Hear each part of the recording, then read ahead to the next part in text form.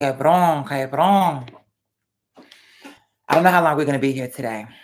If we can get more than maybe about 3 moderators that can handle it, we'll see how long we'll be here. Either way, I just want to get a few things off my chest. Good things.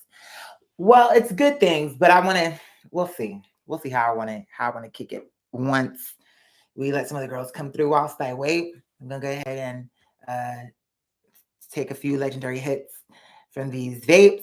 Finally got me a charger to this dumbass vape. It's a good vape, but I mean, girl. Whew. Buenos tardes. Buenos tardes. Tuning in from London. Alhamdulillah. Now listen. So I went to Sunday service today, but guess what? I went to a different church. And see, I was trying to wait, but now that God have put me to another church, I figure I can come on down and talk about it. You have to go. Because Miss Thing, I'm not going to be underappreciated and being disrespected when I'm clearly coming here to serve God, and you can clearly see I'm great at what I'm doing and God approved what I'm doing, because look at how the congregation is singing every song. The girls clearly are living for God, and I'm a vessel right now, and you can clearly see that. But the thing I couldn't take was, oh my life, that's from my first record. What I couldn't take is my only request was I need a ride. You knew that from the beginning when you picked me up for the interview / audition and / Bible study. That's what I'm saying. Miss Thing, when we did Bible study, I was the only person physically there other than the pastor. I didn't just leave after the audition. You know what I'm saying? It's like, you really can't afford to lose members, Miss Thing. Because it's already dwindling on through a very crispy pecan leaf. It's already, it's like, don't put too much, but it will crack and crisp. It's not a fresh leaf that just came off the tree. You're barely hanging on through a leaf, a very thin leaflet, and you can't afford to be losing members. Okay, especially on a girl like me who is coming to serve God in full capacity. And I'm literally saying, whatever you need, I can do. Or what I mean is, whatever you need that I can do, I will do, is what I mean. I'm not gonna say, okay, if he says, okay, we need an electrician, bitch, okay. I can't do that. You know what I'm saying? But I'm saying, for what it is that I can do, I will do. Don't forget to hit that like button as you enter in. So boom. Okay. Let's rewind. Since we're gonna tell the whole story. So one thing I noticed about Pastor was, Miss Thing, you always late. Pastor, you can't be running late like this. You know what I'm saying? You if you're gonna be the leader, if you leading the flock, you're supposed to be the good shepherd. You're supposed to shepherd. And right now I'm not seeing too much shepherding. Okay, it's more like, I don't know what it is, but it's not shepherding. Okay, so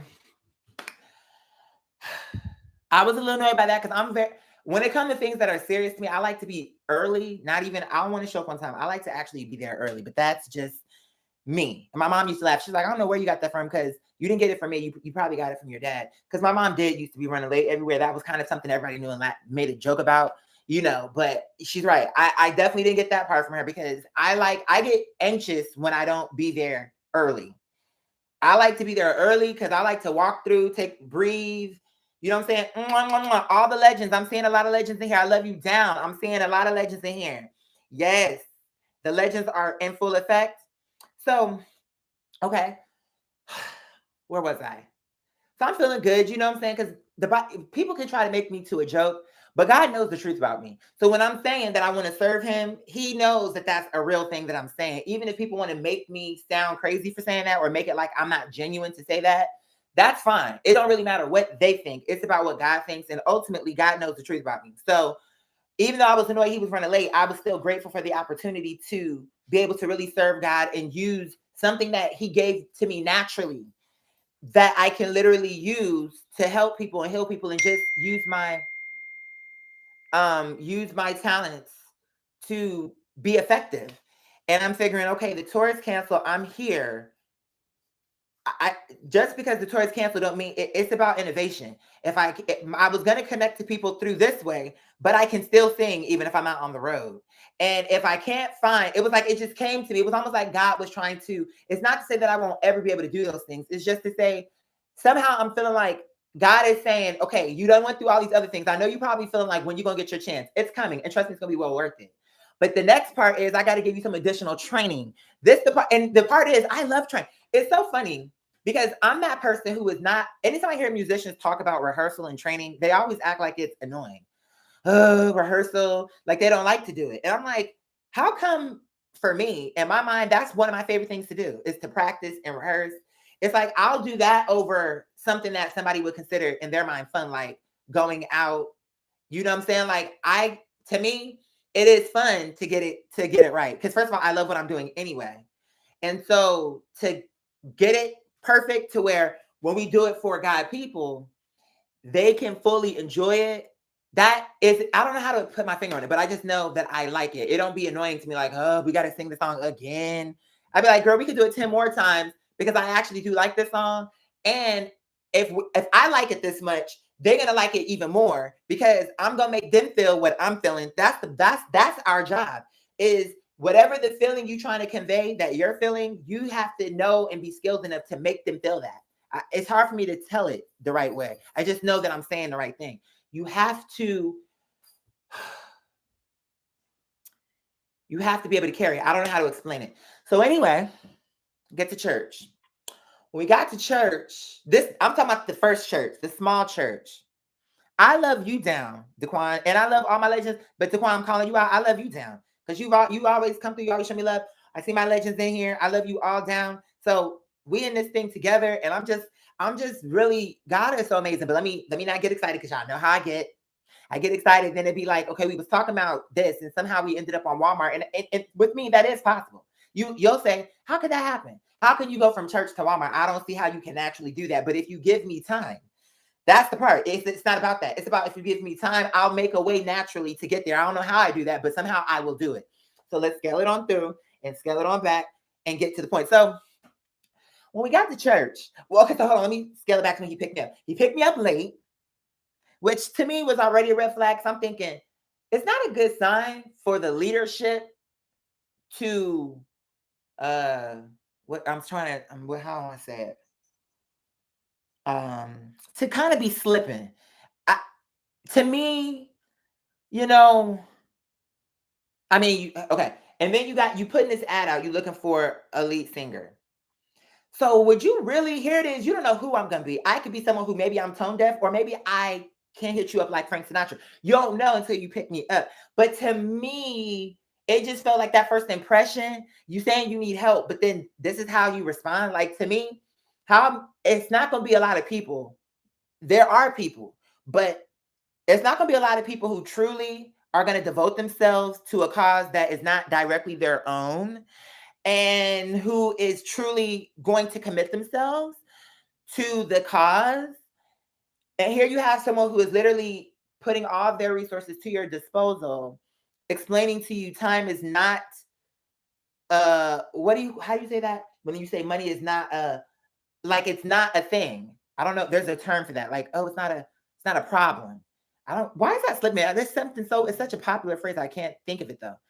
It's not an option. It's not a problem, is what I'm saying. Like, I don't care about that. I'll be at every rehearsal. I'll be at my phone is on silent. Who was that?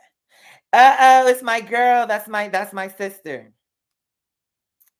Yes, man. You know what? And I agree with you. The tour is not canceled. It's delayed. And I'm okay with that because I trust God. If God told me I was gonna get my opportunity, I believe that. It's just, and honestly, I am not upset that he's placing me for my training in the church. I mean, there's worse places to train at. And in all honesty, I like going to church. Like, that's not something I'm against, if that makes sense. Like, someone was texting me, they was like, but why do you want to be in the choir if you're a Muslim? I'm like, see, there's things about me that people don't get.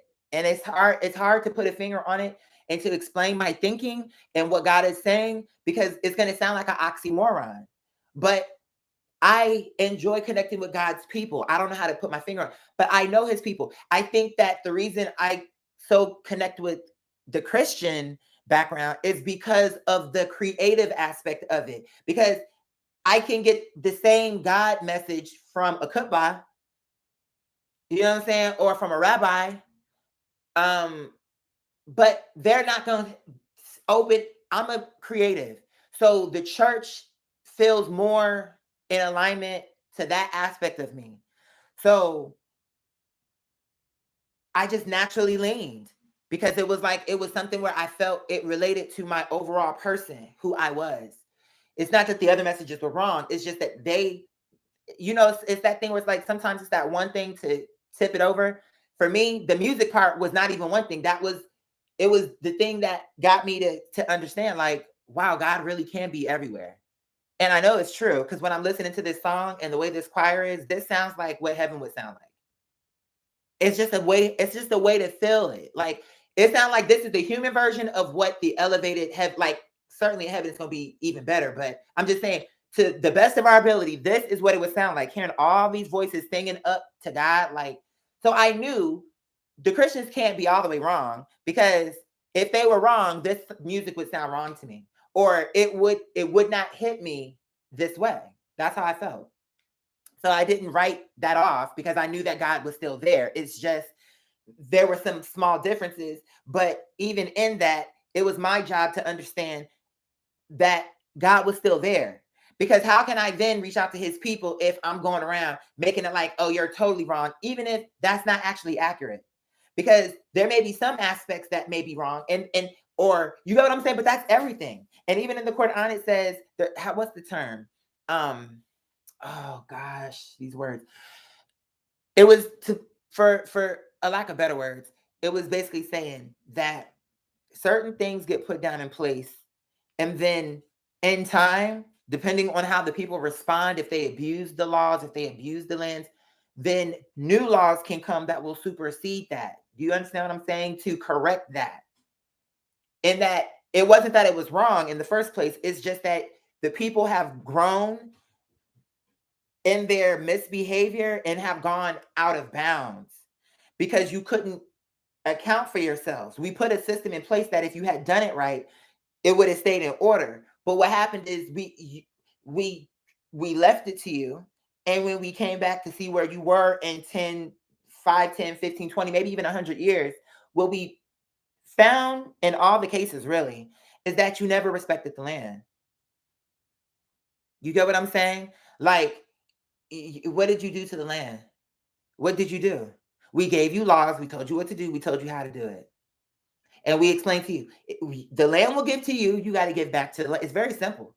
But what happens? It's like, okay, we agreed at first. And then time goes by and people forget the contracts, spiritual contracts. They only ignite. And that's what I'm saying. You, realistically speaking, you really ought to put those spiritual contracts ahead of those human contracts, because the spiritual contracts is the thing that's really the end point. What do I mean? Whatever happened in spirit is what it really is. It's going to happen up there before it happens down here. So wouldn't it make sense to put a premium when it becomes clear to you what the contract is? Like, okay, this person is meant for this. This situation need to be like this. And we know it because it's in the stars. These things will, people, that's when they call me, oh, it's a code. It's in the stars. Okay, but anybody got time for you. Anybody got time for you. You know, I'm not going to even sit here and argue it, because it's like, okay, think what you want. I don't have, because what's about to happen, God is telling me in a little bit of time, people are going to see everything I said was right.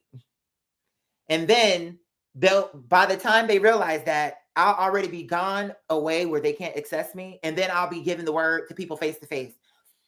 And then they'll be thinking, in all them times when we were up there trying to get on his nerves, we really could have been asking him questions and really trying to really get somewhere with this.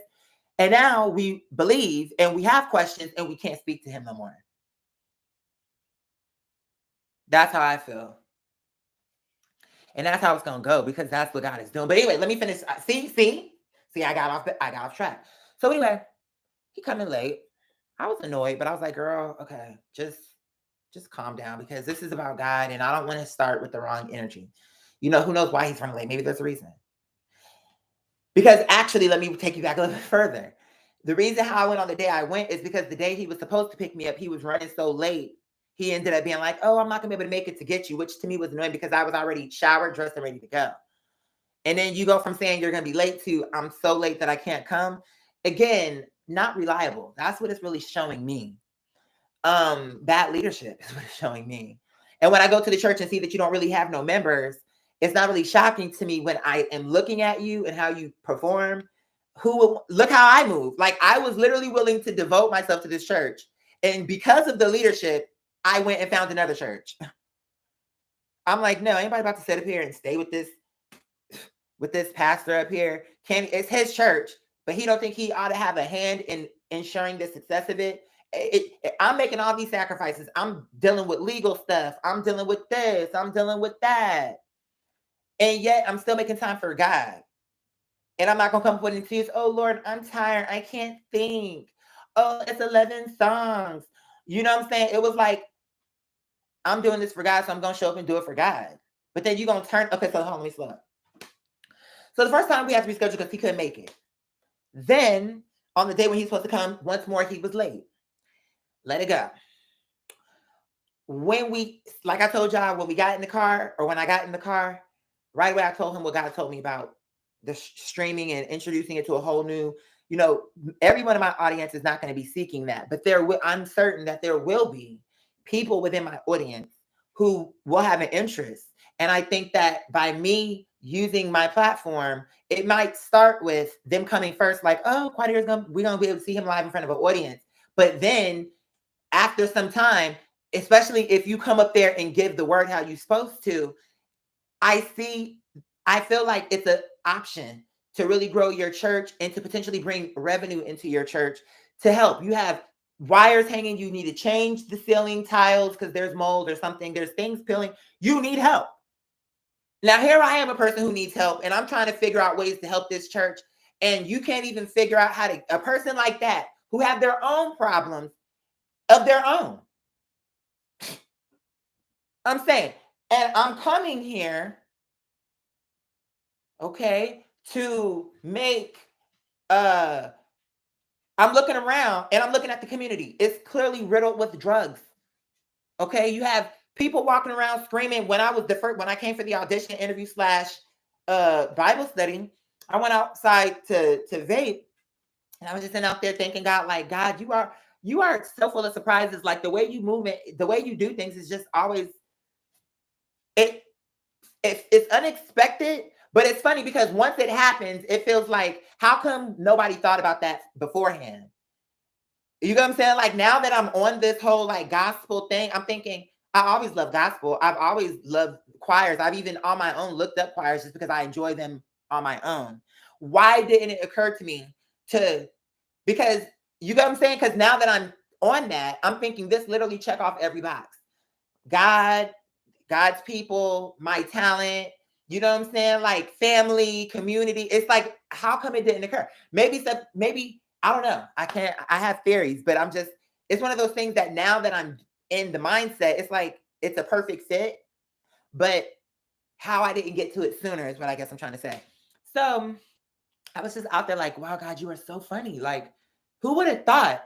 Who would have really thought? But hey, you know how we do. I'm with it. So as I'm sitting there having a conversation with God, here comes this thing. What he think he doing? I'll kill that man. Talk about pulling his hand back like he was going, shoot me? These motherfucking foreigners. Like now we getting into all of this. Like it's racist, it's too much. But I feel in a situation that's a hot mess like that, that's where I feel God, a person like me, would want to send me. It don't mean that I can't go to a nicer church like the one that I ended up at, but I'm just saying I'm not scared to go to the dangerous church or the one that people will look at me like, girl, please. I see potential in that. Like I look at that church and I see me. I feel like this is the way people look at this church is how people probably look at me. They will look at the outside and see at the beginning there's nobody there, but they're not going to take the time to see, you know what? We could do something here, like how I would do and how I would hope for people to do for me to really see what my potential is. So that's how I took it on. I didn't care about drug addicts. I didn't care about, I was doing it for free. I didn't care it was small. I didn't care about none of that. I thought, you know what, God, I think I'm seeing your design here. Because you want to know something? I will make it my mission to grow this church. I will literally do that outside of my house. And it's good that now you got me plugged into these attorneys now. And, that's a slow process, but it's good that I can really give God 110%. And it was very clear to me. I'm like, oh yes, we can come in here. We could do bake sales. We can record music for the church. The proceeds go to the church. for repairs to the ceiling, to the you know what I'm saying? We can do revivals. Like I'm saying, I'm looking at the air. I'm like, okay, we could maybe if we go to the city, we could do something where we say, okay, the church, church is coming. We're gonna do a concert for the community, and all the proceeds. Like there's a way, but I just felt that my desire to help, it always translates into weirdness. I'm not gonna say always, because with this church, it felt better and it felt, I don't want to jump ahead. But in general, it feels like when I come into something like, I can't wait to help, I want to help, I believe in this, you would think that they would take that on as, oh my God, this person will help us grow our church. But I'm telling you, and you can think what you want. Who cares what you think? If you want to make it like I'm making this up, who cares? I know I'm telling the truth. So that's all that I give a damn about. And God knows, period. From the beginning, when I got there, I felt an energy of, okay, I really hope I'm wrong, but something about this is making me feel like, once again, it's going to be jealousy, competition, and politics. Because from both the praise director and the pastor, as I was talking in my passion, at first I felt the pastor was really into it because his energy, he was like looking all excited. But then when I started singing, and my singing was what it was, I think in his mind, I know this gonna sound crazy. I'm just telling you because I'm so used to people sizing me up to see, will I be a threat to the church? Will this person come up in here and then be too influential and cause drama in my church? Like I'm seeing thoughts, even though I know in my head, I'm like, here we go. I'm not addressing it. I'm trying to like downplay, and I'm thinking maybe if I ignore that and just show them, like I'm just gonna show them, like I'm here, I'm happy, I'm joyful. You see, I'm ready to work. Like, do you see me trying to do that? But still, because I came in there. See, my thing is coming there confident and talk about God. This is a church, so they should understand that it shouldn't be a threat. But I think my level of passion for God made it feel like if this person starts, because then what happened was when I sang at the church, I already saw this is what they were afraid of. Because when the service ended, everybody came to me and it was like they were just going on and on about how God was anointed, or what was it? Just going on and on about how I was anointed and how God was singing or working through me. And oh, I'm coming back. I can't wait. That I was fanning you off and all. I didn't see, I would open my eyes from time to time and see them praising. I heard them singing all the songs, but as far as what they were doing is with their hands and stuff here and there, I would open up and see them with their hands up and, but my point is, to me, that's the point of it. You're supposed to sing them into the praise, like get them to up off into, make them stand up, get them singing, like get them connected. So didn't I do my job? I don't understand, but I sensed, even though it was a good thing for the church, personally, it was more like this person, this is his first time coming. And not only that, the address we gave him dropped him almost a mile away. And I felt that was done on purpose. Maybe it wasn't. But to begin with, it was just too much stuff. Like with the praise director, I just felt like he was trying to get me to, because my thing was, I'm thinking it's going to be someone who is trained. And maybe he is trained, but it was the way he came at me that made me feel he wasn't. Because I've had a few encounters where I had the blessing of getting to work with someone who knew about voices. And I always loved it because I'm like, oh my God, this person is going to make me better. I love training. I love it. It's like, I would rather do that than a lot of other things. But it's like, I just don't have the opportunity. It's like, so anything that I've done, I had to train myself with God. I wasn't that person who somebody saw my raw talent and was like, oh my God, this person with a little bit of help can really be somewhere in the world. You know what I'm saying? Or if people did come to me like that one time, the lady where she wanted to make me to a comedian, that's not what I felt in my heart. Someone's gonna say, well, that was an opportunity. Yeah, it was. But for example, with this, I didn't see me being in the church singing gospel. But when the idea came, it felt right. So that's what I mean. It's like with the comedy thing, I didn't see that. But when she brought it to me, I still didn't see it. And it didn't make me feel good. In fact, it gave me anxiety because I'm like, I never wanted to be a comedian. That wasn't something I ever desired. Like, ooh, I want to be on stage. I always knew I was funny just because people always was, around me laughing. So I knew about that. My family, even though they didn't like me, my mom thought I was funny. But even the ones who didn't like me thought I was funny. They had to at least admit that. That's what they hated me for. They want to hate me so bad. But then when they be around me, a part of them must be thinking, why do we hate this person? So it's like, don't be around him so we don't have to answer that question. Because if you're around, then it's gonna make us feel like shit because we don't even know why we don't like you. Realistically speaking, like to really think, what did he really do to make us hate him, to put him in this position? And so in order to not deal with their conscience, it's just better for me not to be around. And I'm okay to oblige them because I don't want to be around. Let's just be honest and keep it frank like Ann. Okay, keep it real frank. Because frankly, I don't care to be around. But I digress. So it was just things that were happening where he was just trying to get me to not sing how I sing. To like tone my natural appeal down from God. I don't know how to put my finger on it. Like, oh, you know, on this part where it naturally felt right to go ham for God, as soon as it would start building up to the song to where it would be like those big notes that just reverberate through the church. Now he see confirmation. Now hold on. That's where you just want to calm down and let the members of the church sing it. I'm like, okay. And when I went up there on the actual day of, I sang it how I wanted to sing it, and the congregation loved it, and he clearly loved it too. Because, like I was saying to one of my people the other day, I said he clearly loved it because when we went to intermission, did he say to me, "Can you calm down?" or anything? Did he correct me as they say in the church? He didn't correct me because there was nothing to be corrected. I told you up front, I may be new in the church, but I'm not new to singing. And I think my humbleness is what made him think that I was going to be green when it came time for me to sing, because I was coming at it like, yeah, like, because I want to be where you can teach me. I want to be taught. Now, don't come in the role of a teacher. You can't teach me nothing that I don't know. But if you can teach me something, I want to be taught. But what it showed me, I literally kept telling to him, I need you to slow down. There's a certain way that I learn. So when you say it to me, that's okay. And I need that. But then I need for you to sing it. So say da da da da da C flat. I'm just making that up. Da da da da da C flat. Well, I'm not classically trained and I don't know how to read music. So if you tell me C flat, that could mean anything to me. I don't know actually what that means. I may sing that note, but it's not, I consciously sing it so far as I know to sing it. It's just I have an ear for music, so I know what the right key and the right note should be. I just know, but I don't know it through seeing it, if that makes sense. So I kept trying to explain it. And it just felt like, in a way, he was just moving fast and like, oh, don't worry. Like saying things that to me, I'm thinking, I don't feel safe. And I want to say this the right way. When I say safe, I don't mean like I'm in danger. I mean, when you're singing in a choir situation, we got to trust each other. Like we trust each other.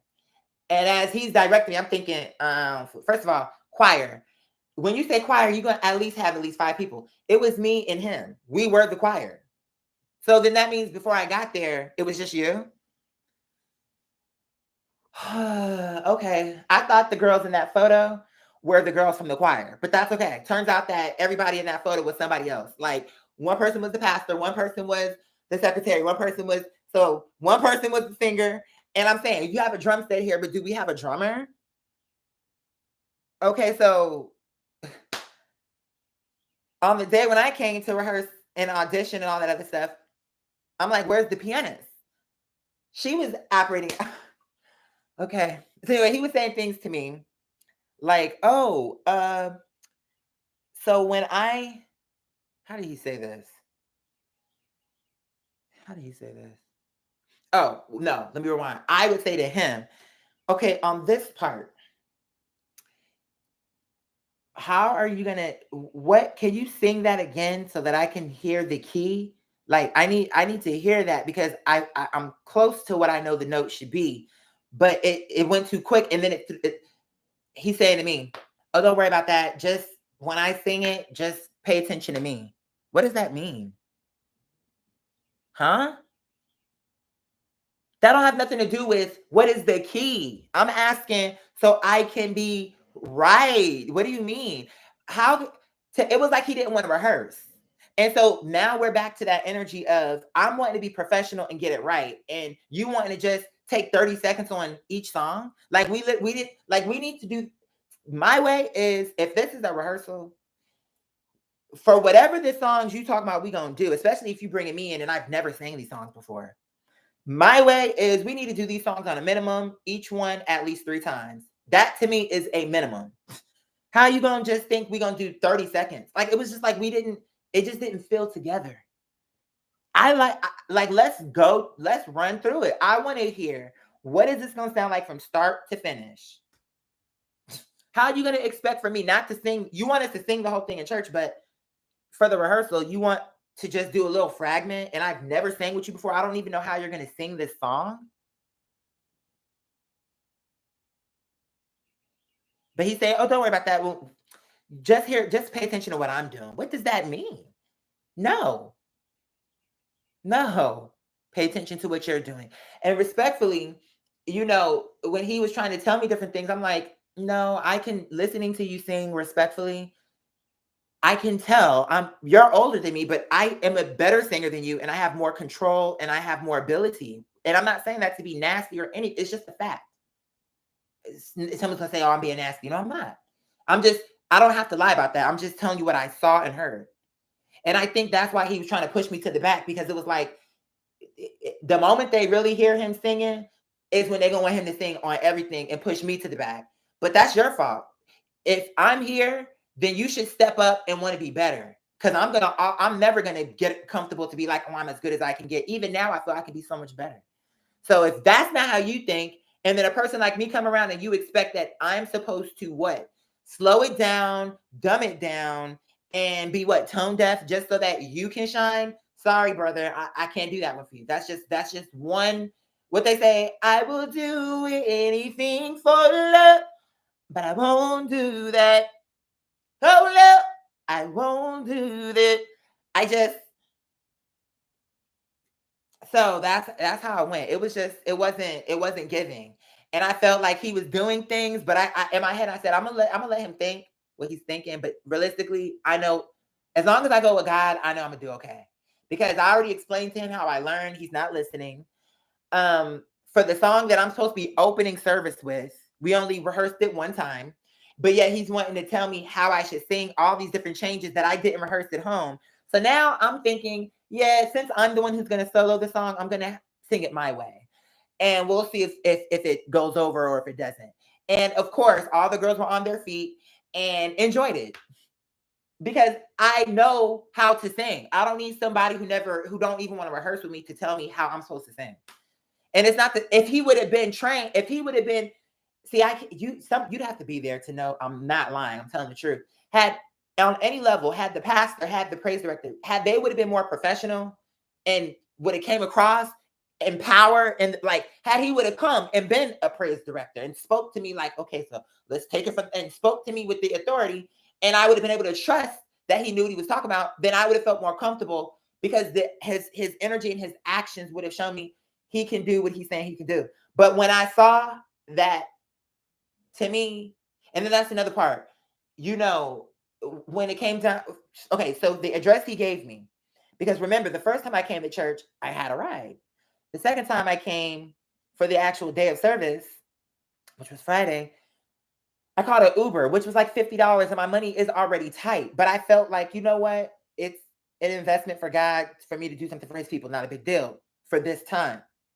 Because it's not like I'm going to be catching Uber to rehearsals and all these other different things. And I'm not going to be raising money for that because I'm already sacrificing enough. I have enough on my plate. And the last thing I'm trying to do is I'm already giving all of what I have to give to you. And now you think I'm supposed to come home and raise money just so I can get to church? Girl, you can kiss my ass, respectfully. You don't have to like it. I'm already offering you everything. I've done what God told me to do. Now, if you don't want to take on the responsibility, it's your church. It is your church. So the success or failure of the church rests on your shoulders. And now you got somebody who's telling you they will do all these different things. You're not going to find another person like me. I don't care who walks through that door, who's going to be pure and loyal, and that you're not going to have to, oh, let me take my purse with me because I'm a very trustworthy person. You're not going to find people like me. It's like what it was is you came across me and you thought because God blessed you that first time when I walked in, you thinking somebody else like me is about to come in there. But what you about to find is when come next Sunday, when you come back from that retreat, Mr. I don't have no resources, and I don't come back, and all the people who were moved through the spirit, through my voice, who are expecting to see me back, you're going to have to tell them why I'm not back. lest you be a liar and say that I just chose not to come back because of it was too small or whatever. Don't lie. Tell the truth and shame the devil, sweetheart. Explain to them that Mr. Pastor was not pastoring, and Mr. Pastor dropped the ball on a major asset to the church. Someone who had a lot of ideas and was a visionary and had passion for the Lord. And all because this pastor could not budget his time, he allowed for a whole other church. Confirmation. Allow for a whole other church to literally come and pluck this person away from us. Confirmation. To literally come and take this asset away from us, who was literally putting everything at our disposal. And you let him. And I said in the text message, I said, I want to be very clear. If you think that you can afford to let a person like me walk out the door, I'm okay with that. I'll just find another church. Because now that I know that this is something God wants me to do, oh, you better believe I'm going to get to the business of my Father. I don't know what you're talking about, Mr. Pastor, but I'm going to get down to moving on. You don't want to help me? You don't want to? Okay, I'm giving you everything I have. My platform, my voice. I'll show for any rehearsal, anytime, travel, whatever, as far as like going out of town, because I know churches do things like that. To me, whatever you need, bake sales, revivals, let's make some music for the church. I have skills and abilities that I can bring to the church. And that he felt. Oh, but let me tell you. Hold on. Let me tell you. So boom. Service. I caught the Uber to the address. And that's what I'm saying. You're going to give me an address. You know, I took this with this praise director. And that's what I'm saying. It's shade. Because I imagine he was gay, but he was older. And respect. I hate to even say this, but I'm just trying to get you to understand why he saw me to be a threat. Miss Thing, I know how people think. And I can feel the energy, and I'm being nothing but respectful and nice to you. I'm literally being respectful to you. I'm literally trying to give you the opportunity to rise to the level of being a praise director. Because right now you're just a person who's dressed very sloppily. I am more presentable than you, and I'm the one who's like seem like I should be interviewing y'all. Because realistically speaking, if it was my decision, you'll be fired, Mr. Pastor, because it's your fault this church is not growing. Me walking up in there and seeing it and then seeing how he is running late, can't pick you up, unreliable, it's no wonder why that church is not growing. Confirmation. He's not a good pastor. I mean, it's not really an indictment if it's the truth. Maybe it is an indictment, but is it the truth? I'm telling you what happened. I'm telling you that church had no organization. And to a person like me who came in there pure of heart, you would be okay to let me walk out the door when God placed me there to help your church. That tells me you're not another person like me. That was your help. So now you're going to stay in that drug riddle area, and the help that could have came there didn't because of you. And that rests on your shoulders. You're not going to say that unless he wants to lie. Now you got a lying pastor. I mean, this is just one infraction after the other. He needs to tell the truth about it. All he asked me for was a ride. He did not want to be paid. He did not ask for a lunch stipend. He didn't ask for nothing but a ride. And in fact, he offered us his platform. He offered to bring his recording equipment, the audio interface, and his microphone, so that when we stream through the church, that the audio coming into the computer is clear and crisp. He have offered everything to record records, given us a number of ideas on a means to raise money for the church so we can make repairs. I mean, that's what the truth of it. So he's going to have to explain to his members that that's what he done. And in that text message, I made it very clear. I said, because this is the part that annoyed me. A lot of it annoyed me. But this was the part I'm like, Allah, you know me, and you know I'll do anything you say. But I also know that I have value. And if let me tell you what happened. So I paid to get up there, and I made it very clear in the message.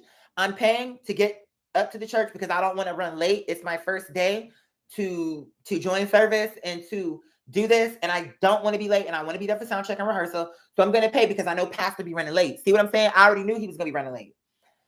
So that shows me, you see what I'm saying? There's a pattern there. He's the problem. Whatever board, they're wasting money with him. And that's not me being mean. It's just to say that church certainly is going to shut down. There's no way for it to sustain itself. There's no potential. If you have a person like that turning away people who can literally turn the church around through different avenues. And it would have been good for everybody, including me, because it would have been me connecting, like doing all of the things I want to do, but for God, and in a way where I can see the change. Like, okay, we did this and we can see how the change, we raised the money, now we can see the change in the church. So we painted, we repaired, we did this, we're doing things for the community. So I get to the church. Well, no, let me rewind. So when the praise director gave me the address, I'm looking at this thing, I'm saying, why would you give me an address where it's just like the number, like 1558 Boysenberry Lane? There's more to an address than that, sweetheart.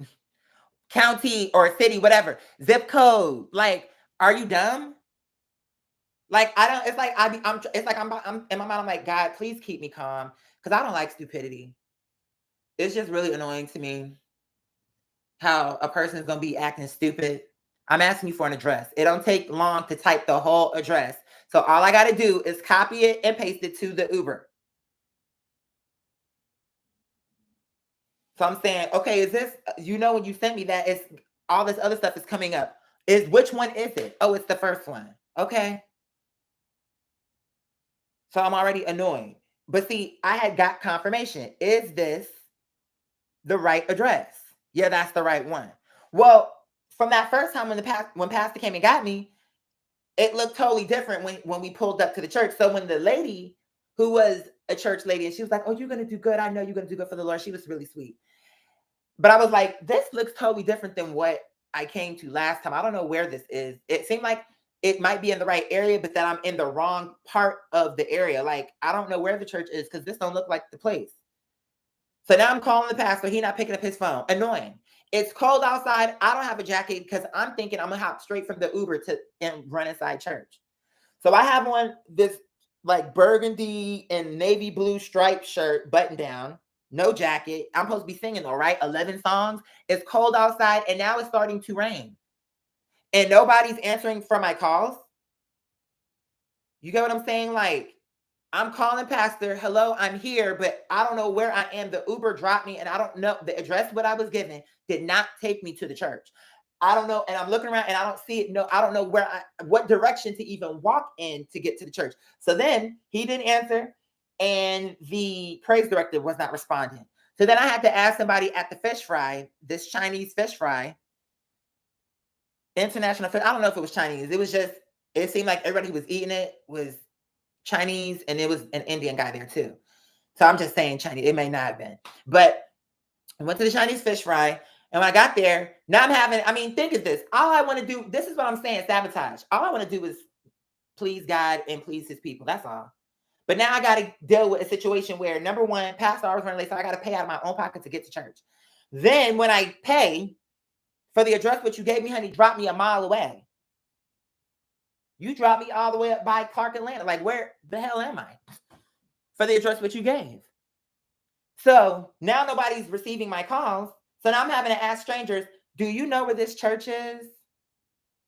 Have you ever heard of this church?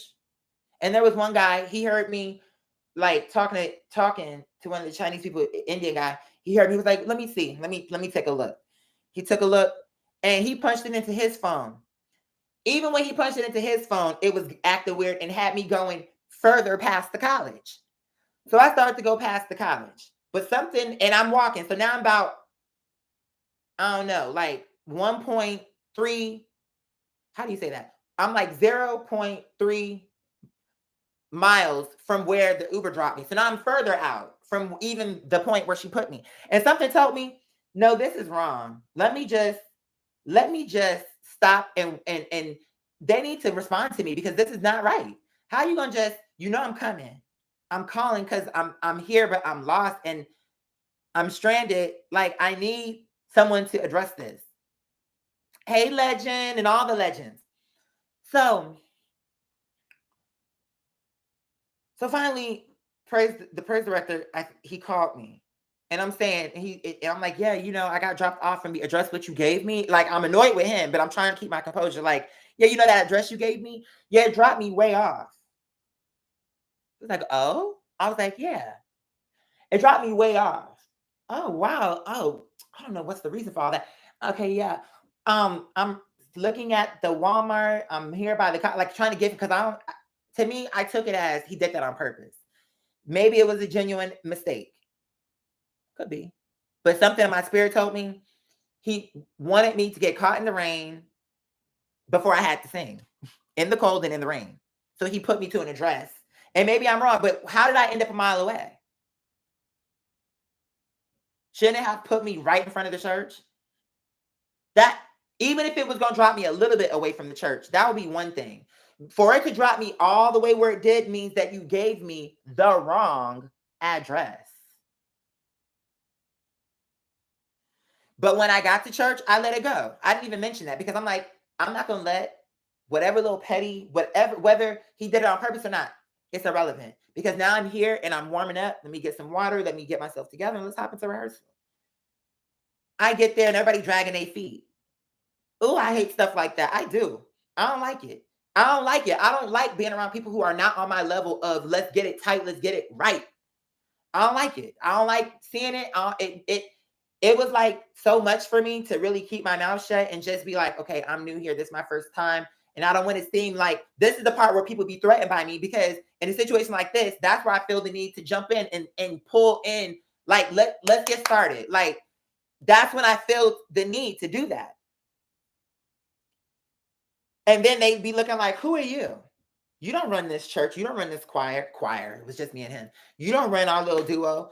Well, it seems like maybe I do because I'm half of it. And respectfully, I'm the better half. So now when the church come this following Sunday, because the church was closed this Sunday, the following Sunday, now they can just go back to hearing you sing and run late with service and change the lyrics so that they can't follow it on the screen because he be singing. But then I tell him like, when you singing it, you gave me the sheet music, but the lyrics are different from what you're singing. He said, "Oh no, that's fine. Just sing it from what the paper's saying." Girl, okay. Uh-huh. Uh-huh. Okay. Oh, the only reason why I'm telling you this is because I found a new church, girl. I was gonna hold this till I found me a new church. So I was like, girl, I got time for these clowns over down it. I ain't gonna throw them under the bus, but I'm just saying, like, ain't got time for that mess. Cause let me tell you what happened. So boom, after church, now mind you, when I got to rehearsal, I'm not a person who needs to be, I'm not that guy. If you ever meet me in person, you'll see that about me. I don't have to, you know how people be in their phone 24/7? I'm not that guy. So especially when I have people around me, but even when I don't, if I'm in my phone, I'm gaming, I'm listening to a sermon, it's a reason for me on my phone. It's not like me on social media. Shit, there was a reason.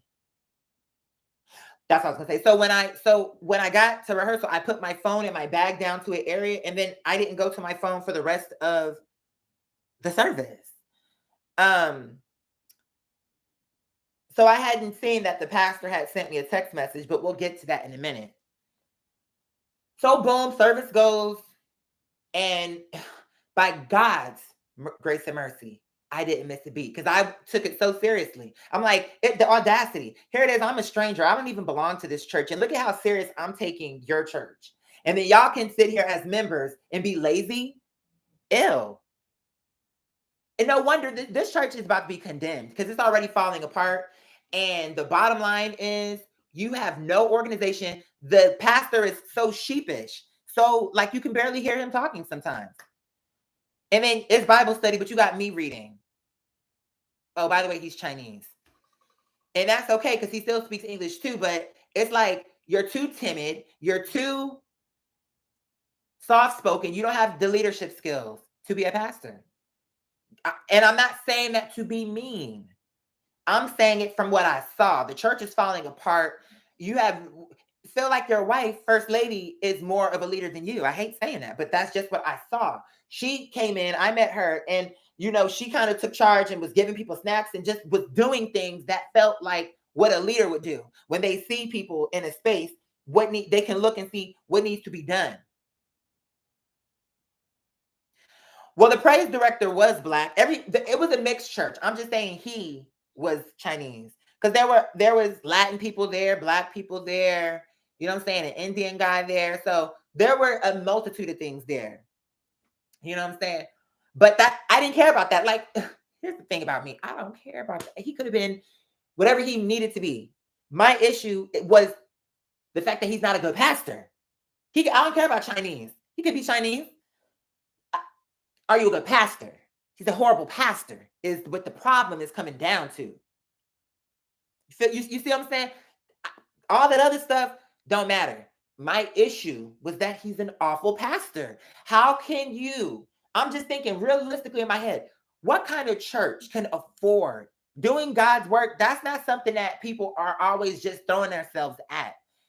You got people who do want to do it, but then to really find committed people, that's not an easy thing to do. So I'm just wondering, especially for a church like this, a small church in the cut, in the hood with drug addicts and prostitutes. I mean, Miss Thing, it would have been enough if it was just the drugs. You got drugs, mental issues. It's a lot that I can help with, but you don't want my help. I'll take whatever God was going to do for this church using me, and we'll never know because you shut it down before it manifested, like before the seed can sprout. So we'll never know what could happen. Add ideas, but we never molded over and cultivated it. We'll never know. But y'all, guess what? Oh, hold on. I got to finish telling you what happened first. So service happened. It was amazing as far as the singing for the people. And at the end, I come to pastor. I say, I'm real nice about it. Never mind. I'm annoyed in my head, but I'm still being nice about it. I'm saying, because everybody was like, oh my God, you're anointed. And it made me feel like, you know what? All the aggravation, it was worth it to connect with God's people and the fact that they genuinely took something out of it from God. So it was annoying, the journey it took to get here, feeling like I was being sabotaged and not really respected in different ways. But in the end, God had his way. So I was okay. So I was annoyed a little bit, but not where I was when I first got there. And so I came past, I said, I had a ride, or I caught an Uber up, but I am going to need a ride down. He come telling me, he making a face like, you knew this before you even saw me for the first time because I told you through the email. I will do anything for the church. My only caveat is I need a ride. I really don't think that's too much to ask for someone who's coming in with my intentions, my level of talent, my level of professionalism, dedication, and loyalty. It's really the least you actually could do. So, okay, so you knew that. So now service is over and I'm telling him, hey, I did. Because that's another part. When he first walked in the church, because again, he was late, so I was there before him. Pastor, you need to be there first. How is it that everybody is there before you? But if the church is a success, he want to take the credit like, oh, I'm the leader. I'm the head of the church. I don't like when people get to take the credit for all the hard work of what other people had done.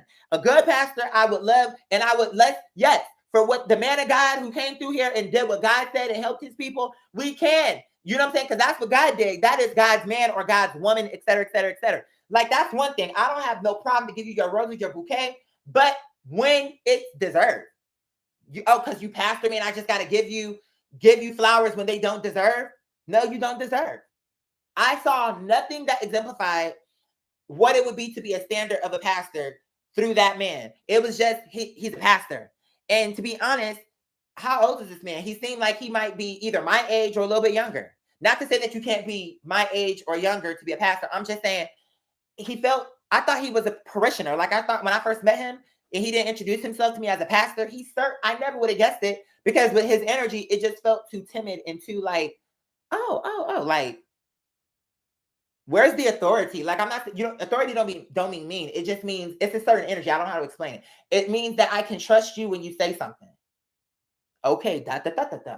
Boom, boom, boom, boom, boom. Bop, bop, bop. I don't know how to put my finger on it. It's just, I feel like I know a good leader when I see one. And maybe it's because of the expectation what I put to myself and how I maneuver is that I don't expect for anybody that's going to be leading a person like me. You definitely have to come at the level that I would come. You can't lead me underneath me.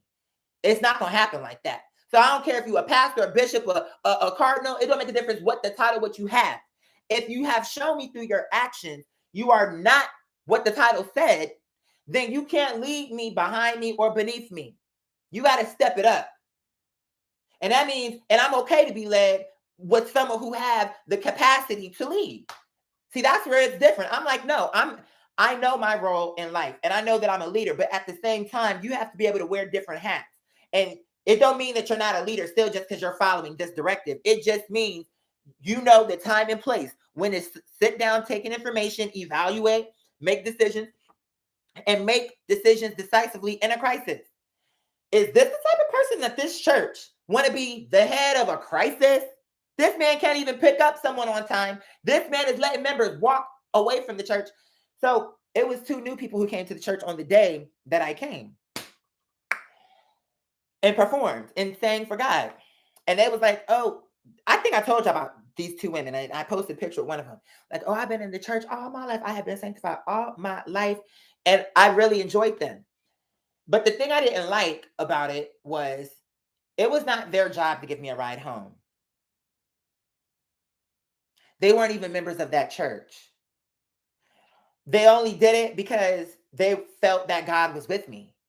So it was like, so the thing that I hate is that pastor put them in a bad position. What do I mean? So I'm coming to him, I'm saying, I caught an Uber up here, but I am going to need a ride home. Now I just sat up here and gave you 110%. Got everybody on their feet, slated for God. Don't want you to pay. You don't have to pay me nothing. I just need to ride home.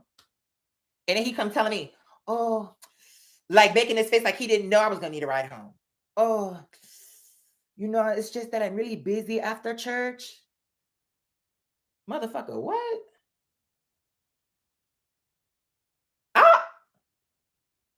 What did this? Do I need a translator in this joint?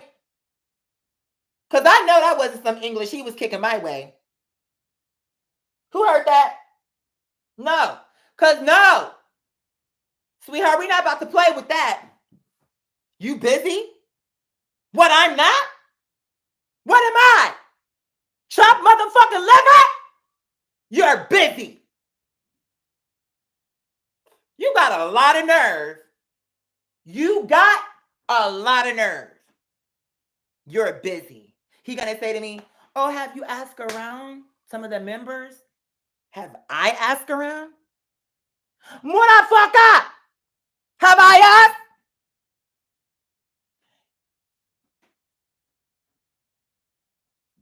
Girl,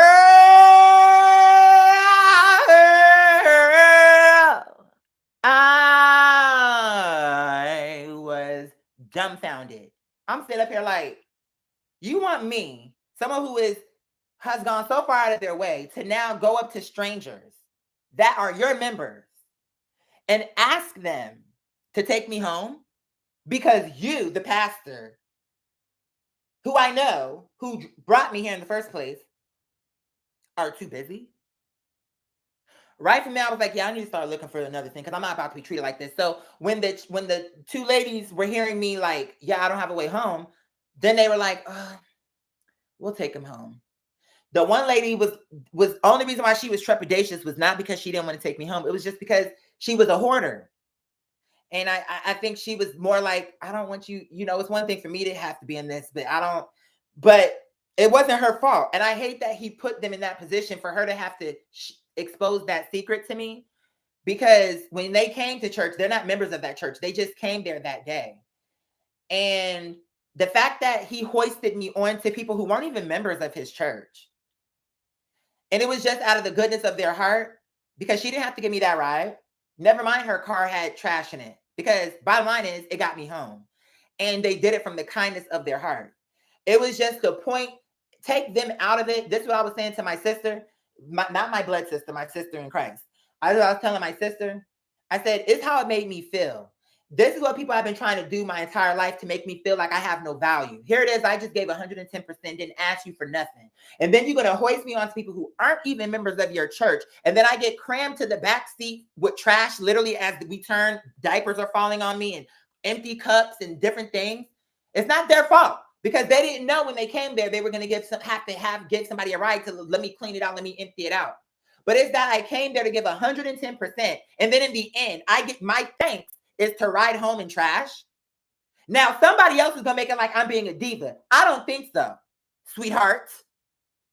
Now, you can think what you want, but if you would accept that, go right on ahead. But if you can't figure out how somebody who's bringing the value that I'm bringing, how are you going to find them a suitable ride? I'm not asking for no Mercedes-Benz, my love. But what I am demanding and commanding you want me to ever show back up again is a clean ride. I ought to be in a clean vehicle. I shouldn't have to be sat around mounds of trash. And it's not their fault. This is an indictment of the pastor. It don't got nothing to do with them ladies, those lovely ladies. It's his fault. Put the blame where it belongs. Because they don't even belong to your church. They had no clue they was going to have to give somebody a ride home. And you don't know what these people are going through, why it was like that. So I'm not here to be like, oh, it's not about that. But what it is about is the fact that that church that I just voluntarily gave all my time, and there were people with cars who actually were closer to me because those ladies lived right up the street. They could have walked to the church. And yet they're the ones who went out of their way to take me home when you had people who were closer to my house and couldn't be bothered. I say, yeah, that'll be the first and last time I come to this church if they can't find me a ride home, because I'm not going to do that. I'm not going to make all the sacrifices here. I have enough going on in my life. I come to you to use my talents to serve your church, and how you thank me is to treat me like I'm nothing. Your church is going to fail. Mark my words. You want to know why? Because you have awful leadership. Awful. That's putting it nicely. It's awful. And from all the pictures, what I keep seeing on your wall of people, I keep saying, oh, are these the members who are at the church? You want to know why? Every time you have a session, you take pictures and put it on the wall? Because every time you do church, you know those people aren't coming back. So now when new people come, you want it to look like you have members. So you take photos of everybody who come into your church. I get it now. And you're never going to retain members because you don't have good leadership. When people see how you are, oh, wow, I came to the church, I ended up taking somebody home. They were good Christians. It's not the point. It's the point that where's the responsibility on the pastor? Everybody else can be inconvenienced but him. He's busy, so that means something. But me being busy don't mean nothing. My money being tight, and the fact that when I paid $50 for a ride to get down there, that means something to me. But I did it. But he can't be inconvenienced. So, girl, I came home and let me tell you, I went to my phone and I saw that he had texted me an hour after rehearsal on the day of performance to tell me, oh, yeah, I'm not going to be able to come and get you. Can you find another way up?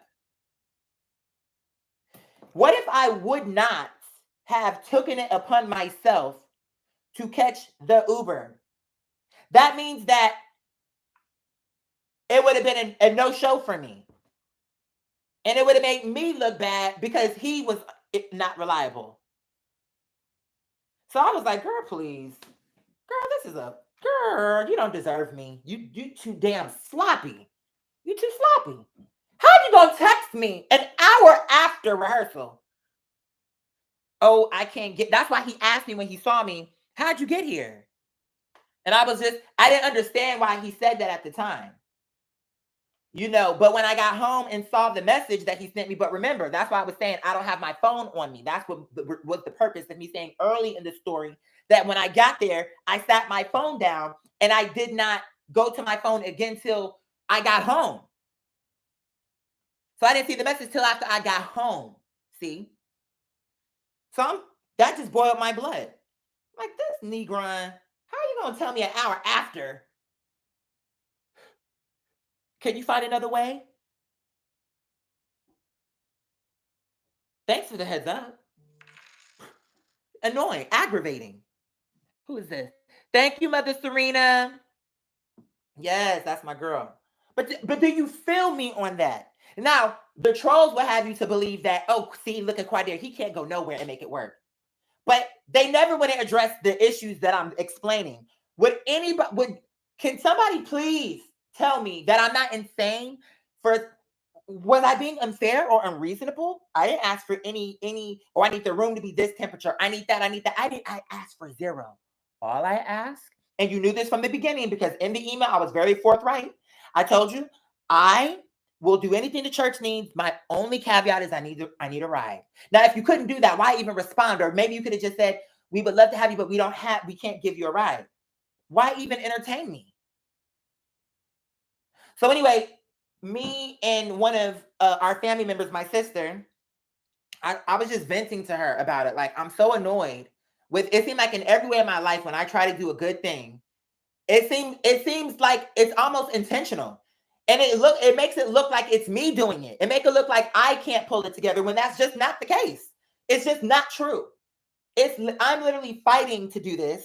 And what it boils down to is I'm put in situations like this where it's like, no, I did have to walk away from that because, so are you telling me I should have just continued to let them make me feel? It was a trigger for me because it made me feel like what all of those people throughout my life made me feel, where it was like using me for my talent, but then not being appreciative to the person. Like, you can still thank me for what God did through me. Thank you for letting us, like, and that's another thing. The pastor, his wife went out. She was like, "Oh my God, your voice is from heaven." This, that, and the fourth. But I noticed he went out of his way not to say anything about it, even though I could tell he enjoyed it. Because it's like, why are people fighting to admit the truth when everybody? It's like even his wife was like, "No, you take all the snacks. Your voice came from heaven." Like, so your own wife said my voice came from heaven, and you saw her eyes how she was talking to me. She wanted to see me again. So now you have to explain to your wife, who clearly calls the shots in that relationship, because even if she made it to where I had a ride, I don't want to go back because now I'm going to another church. That actually is, in my opinion, I think is better. I think God just wanted to see how passionate. It's like, it's funny. It's like anytime I really rise to an occasion, even if it don't work, I get a better offer. Because let me say what happened. So I was just venting about this to one of our family members, and I was just like, I need to find a new church. Because what I love about her is she was telling me in the beginning, she was like, Quadir, if you need for me to send you the money to Uber up to church for rehearsal and all that, let me know what you need and I got you. And it just made me upset, not from her, but from the fact that, no, why should my angels have to make a sacrifice on this? No, I took the shots. I made the sacrifice. I'm not going to my audience to make yet another. Now I'm dealing with legal. I'm dealing with this. I'm dealing with that. Now I have to take on raising money just to get to church. No, I'm not going to let you pay that. You're not paying that. And the reason you're not paying it is the principle. They don't get to reel me in with one understanding. And now that I'm in, be like, oh. So that's what it was. So when I saw his message, then I responded back to him and said, hey, I made it home. Service was great or whatever. I said, but I need to make, and I'm paraphrasing, but it was something like, I need to be very clear. Moving forward, if I don't have a ride, I won't be coming. And if that's something that can't be arranged, then I'll just have to look to use my God-given talents and abilities at another church. Because it shouldn't be put, the burden of the ride should be put on me. I'm already sacrificing enough for the church. I'm already clearly in this thing for the church. So if you okay, I'm volunteering. So if I'm volunteering, you're not going to tell me that I'm the only volunteer here. If I volunteered, you can volunteer a ride. It's the least you can do. You driving that car respectfully don't require, and I want to say this the right way, but what you're doing don't require nothing. You can put a GPS on and just let the car take you there. It's not like you're putting me on your back and it's some strenuous thing. But me singing 11 songs is strenuous. Me sitting up there in the cold and me having to learn those songs and rehearse those songs takes time and energy. And it's not something you could just crank a key and put your foot to a gas pedal and take flight. I actually have to press to pull these vocals out.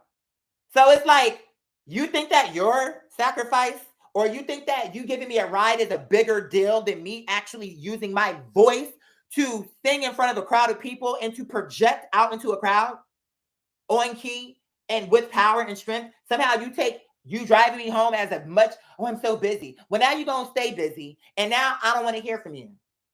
Because when you come back, I don't care what you say about, oh, this, that, and the fourth. I've moved on. Because you don't get to disrespect me. And then that's what it was. So when I said what I said to him, he wrote me back, and I'm paraphrasing, but he wrote me back like, oh yeah, it's a small church. So right now we just don't have resources. So good luck and God bless on your search. And I was okay with that. Because I'm like, good. Because you're going to regret saying that. You're going to regret that A person like me walked into your space. I walked in there. It's going to come a time where you're going to have to pay me to get somewhere. I walked in there for free and offered everything I could do for free.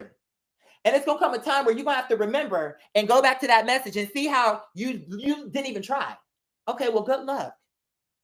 Because we're not going to pick you up. Good luck. And when people understand the only reason I didn't go back to that church was because he didn't even try. Why? What kind of pastor is he? Yeah. And, oh, that's the part, Maya, that I didn't tell you. Yeah, not only did they turn down my offer after they thought it was a good idea, but then once that same night after I told y'all about what I told y'all about, oh yeah, the church streaming and all that other stuff, the next day I got a text message talking about something. Oh yeah, we talked about it with the members and we decided not to do that, but thank you for your offer. And then I got another message on this other app where the church members are on, where the praise director sent me a message talking about something. He kicked me out of the church group and then said, "Oh, I'm sorry. I added you too soon. I jumped to conclusions. I hadn't." It was just showing me. See, here we go with the politics and weird shit. The fact that you are making this political when someone is trying to serve God, fuck all you niggas. And the bottom line is this church is going to fail because of how you're judging people and you're literally thinking that you have a right to decide what people can come to the kingdom and who can't. You're exactly the type of person that Jesus would have hated. And he did hate different people because he explained to you the type of people that when they say, didn't we come in your name? Didn't we say your name and teach your teachings? What is he going to say? I don't know you. Does that sound like a person who likes someone? So when people so a person like that explains, that would be the kind of person that Jesus would say, I don't know you. A person like me can literally come and say anything you need, I will provide. And then you can't even raise your finger to just make sure that person have a ride. And you allow for that person to leave your church and leave that community to bring his resources. Who was I supposed to help that you prevented? That falls on your head. It don't make a difference if you don't ever find out, because just that you did what you did, that whole chapter erased. Because now I went to another area and I'm never going back. So all those ideas, but I was thinking, here's what we can do. There's a lot. I'm seeing drugs. I'm seeing this. How can we clean it up? Whatever I would have came up with, it will no longer be applied there. So we'll never know what it could have been. All because here they come getting weird about me becoming too big. And I'm like, yep, that shows me that's ego. That's ego. Are we here for God? Or are we here to see who can be the biggest star in church? So what are we here to do? Let's be clear about that first. See, the church, that's what I'm saying. That's why they don't like me. Because it's like you get to, people real intentions start coming out. How they really move, like what they really be thinking. Because that he let me go shows me you're not a good pastor. And you whatever, I don't care what you say, I don't care what you did. Because a person as sincere as me, you saw me face to face. You're not gonna say nothing about what you read online because you saw me. And if you had discernment, which to be a pastor, you would have to, you knew everything I said was 100% true. And you chose to let me walk out that church. And your church members saw me getting into this car full of trash to where she was only able to carve out a little skinny sliver of seat. So I had to put one leg in and then have the door be closed so I can push into the trash. And that's when stuff started kind of falling on me. And I'm like, wow. No, I'm not. It's not their fault. The ladies. I'm thinking about how this church did it. It's their fault. The only reason I'm here is because of this church. So you are okay with me riding home in a hazard because I can't even buckle my seatbelt. There's trash over the buckle. And you're okay with that as pastor. You can go to hell. Yeah. You know?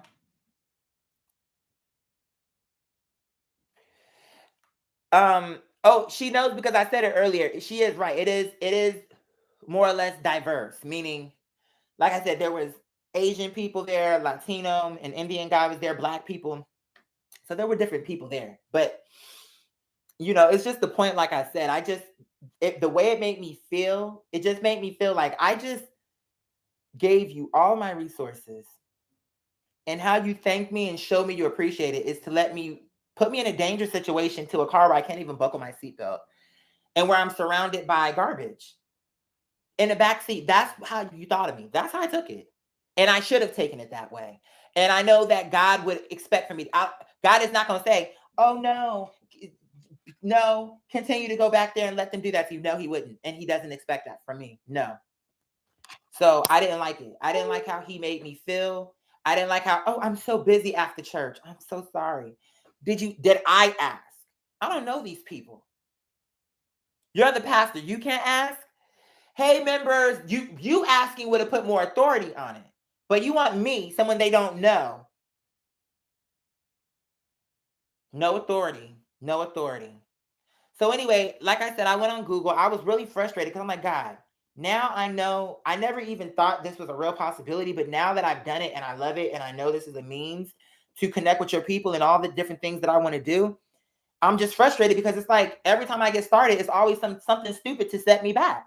And it's like, God, you know the truth about this. I came into this with 100% purity. And it's always something to throw me off. Running So I started going on Google churches near me, and I was looking at my sister in spirit was looking, and I was just so frustrated and overwhelmed. I'm like, I can't do all this. Trying to get this legal situation situated with attorneys, getting things in order, like trying to pull my life to where God wants it. Getting in the church, learning the songs, but then I learned the songs. Now I got it right away after my first performance. I'm switching. Like, I just want to get settled somewhere and be able to develop and grow and help somewhere where I'm not moving right the first time when I came and did it. So I got the phone with my sis, and then as I continued to Google, God told me, call your neighbor. He said her name. He didn't say call your neighbor, but he said her name. And he didn't say anything else, but I knew why he said it, because when I would be out there singing, she have come to me before. We talked about God many times.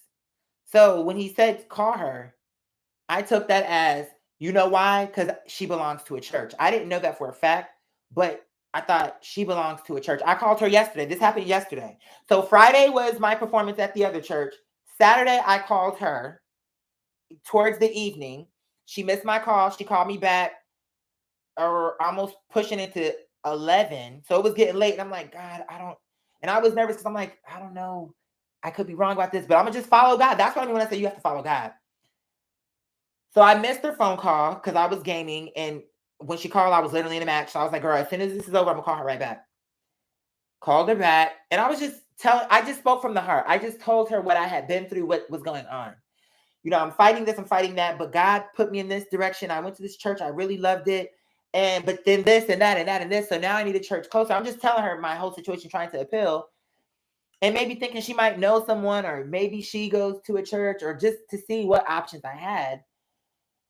And, after all of my talking, trying to, because, it's important to me. So sometimes when something's important to me, I ramble because it's important to me. And I just want to make sure I said all the important things. Like, it's like, I probably said the same thing over and over again, but it was just, I wanted her to know this is serious to me. I really want to do this. I sincerely want an opportunity to do this, but I want to do it in a way where it's sustainable and I'm not having to, even if I did have to get an Uber, it would be like a $5 Uber, or like the minimum. Like, it won't be no $50 breaking my bank. Maybe someone can afford that. I cannot. So I just need options. And then I only get emotional because y'all know I'm very emotional, but it's just, because the timing of God, now when I tell you this is going to prove it to you. So I did my performance on Friday. I called her on Saturday. I'm telling her my story, explaining to her. And she already knows I sing because she loves my singing. She hears me sing all the time. That's what made her, my dancing and singing is even what made her speak to me. So she knew I could sing. It wasn't about, well, can you sing? She have already come out of her way to tell me she loves my singing. So telling her, I just feel like God is wanting me to do this. I don't know for how long, but I definitely know there is a period where I have to do this, because now the way that made me feel so happy to do it for his people, and it gave me options on how I can help. Because so far I feel like I want to help, but I'm coming by myself so people can tell me no. But if I come with a church where God is behind it, then I feel like I can literally help endlessly, because churches are always doing things to help. And it's like, it makes me emotional, because it's like, it's weird that a person like me who only wants to help have been told no my whole life. Who does that? Like, I can't find one other person to compare that to other than me. I don't have anyone. I can't, anyone that normally a court order makes you volunteer. I normally don't hear people saying, I wanted to volunteer, I was refused. This is before COVID, all my life. If my mother would have went to that hospital by herself to volunteer, they would have accepted her. Everybody loves my mom. And it just makes me sad that penalties came to her because of me.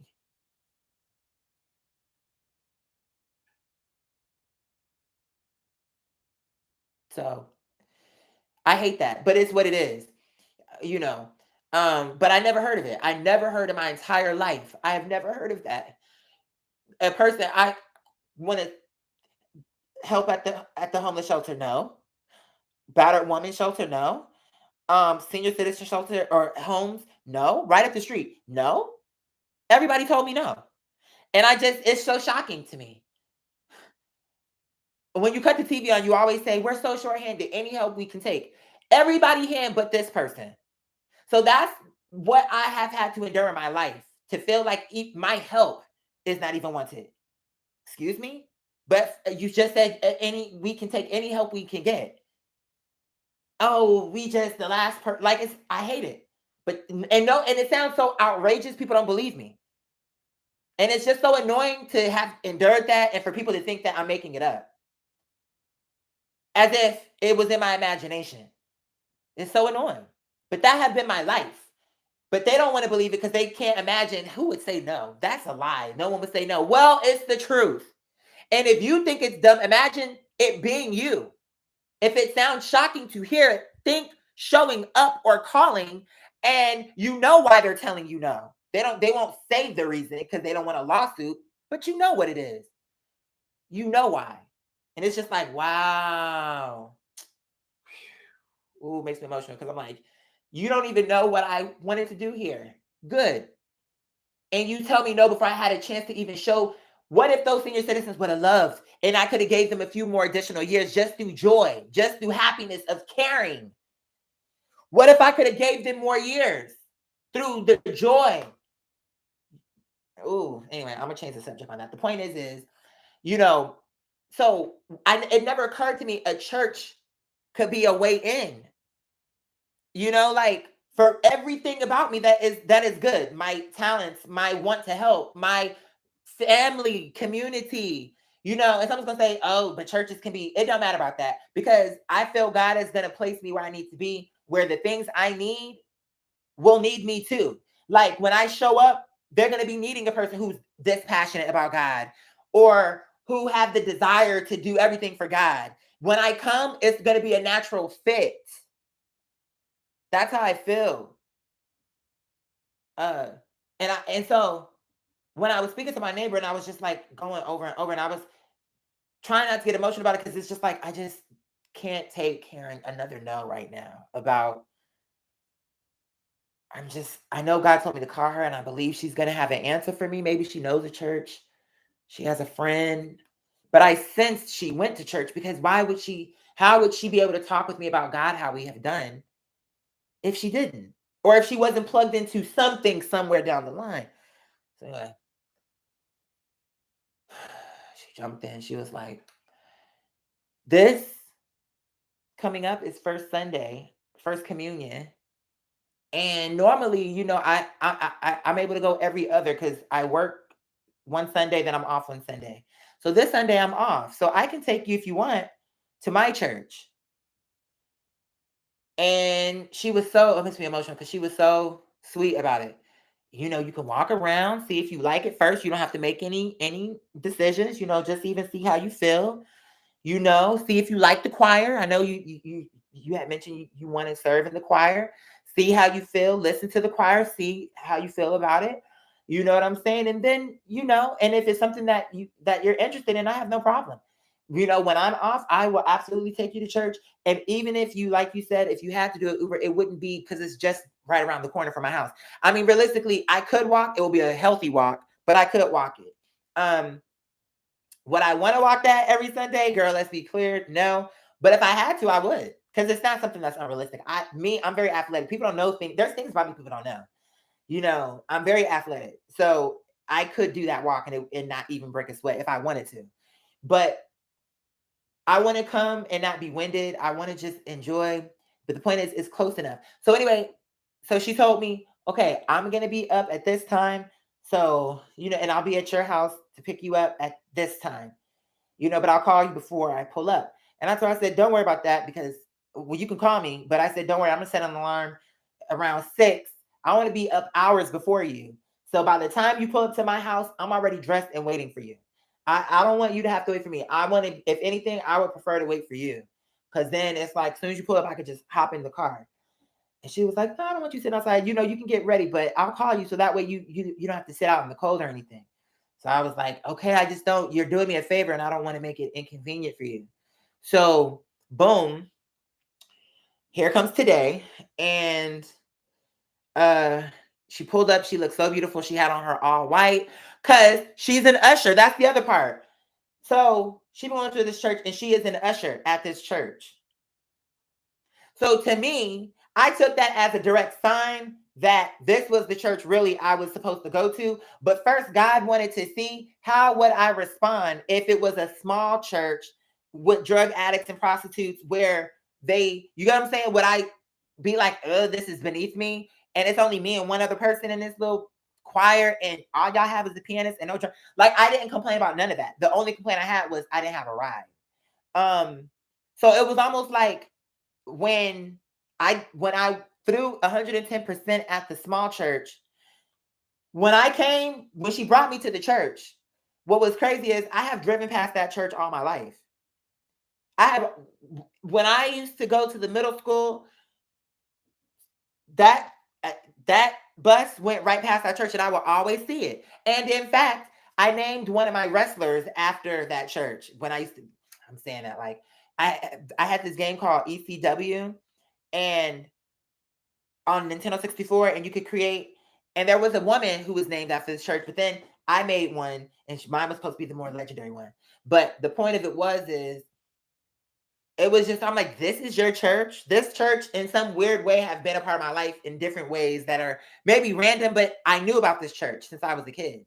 And I was like, I'm actually going to walk into this church to see what it looks like for the first time.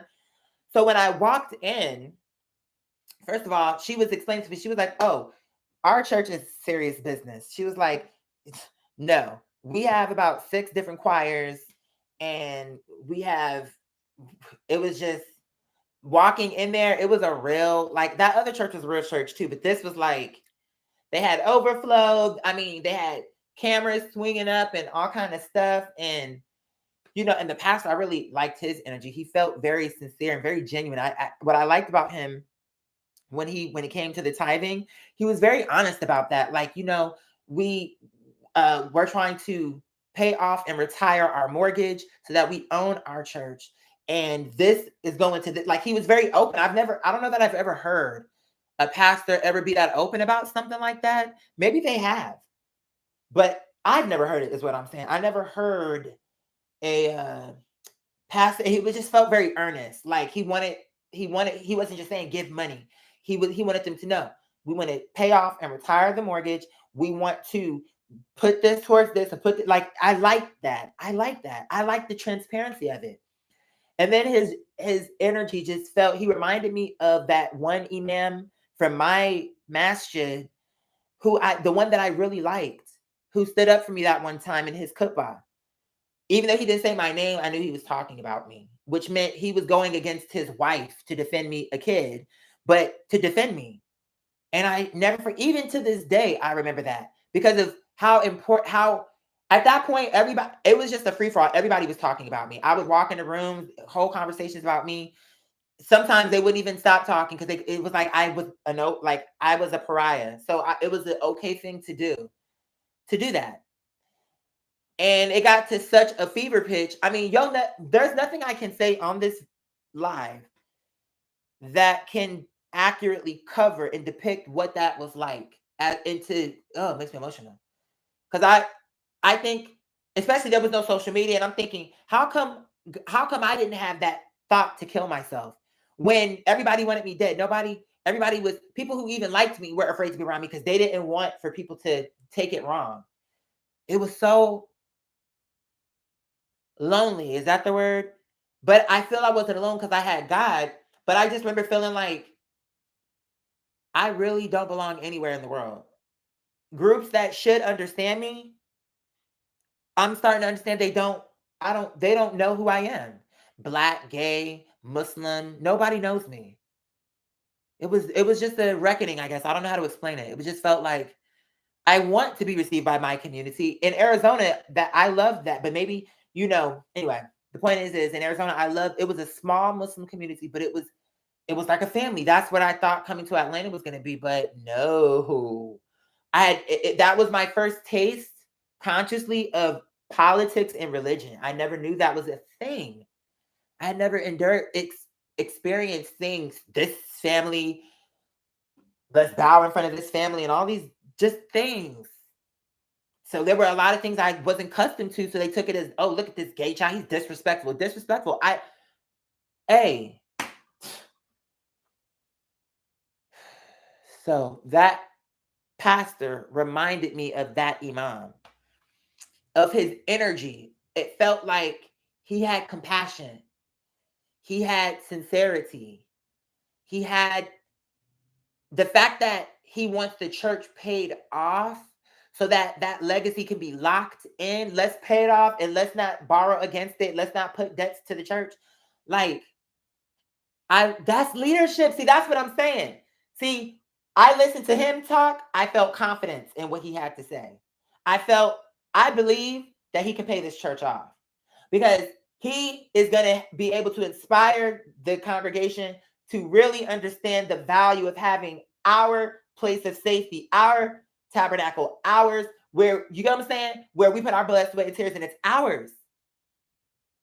And we have school programs, and even when he passed away, his work, God is going to be well pleased because of the sacrifice what he made for that church that's going to stand long after he's gone, if he did it the right way. And if that's where leadership is so important and picking successors is so important. Because even if he did a good thing, somebody can come behind him and undo all his work, put debts to the church. Church gets sold up underneath the people's feet after all his sacrifice and the church member sacrifice. So leadership is nothing to play with. Loyalty, dedication, that's nothing to play with. It's one of them things where when you get a good leader, you should take care of that leader. Don't take it for granted. Thinking that you're about to turn around and another pastor gonna walk up in here and be just as good. Good luck. Good luck. If you had a good pastor and you ran him off, good luck. Good luck. When y'all see me do that, I do that so I can see if the battery is on.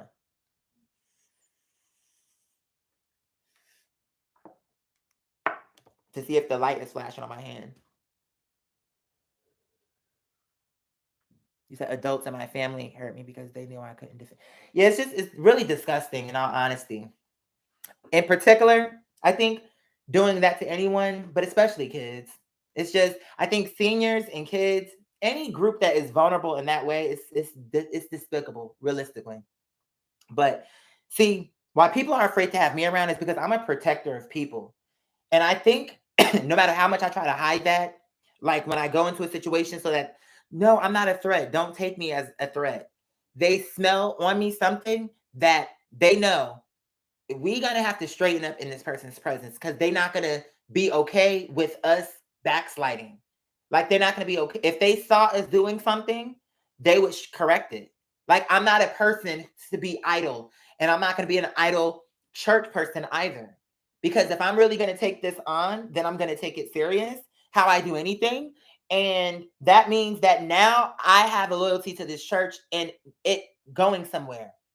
If God placed me here, it's for a reason. Now that I'm here, that means it cannot fail. Not because of me, but because of God. God placed me here is what I'm telling you.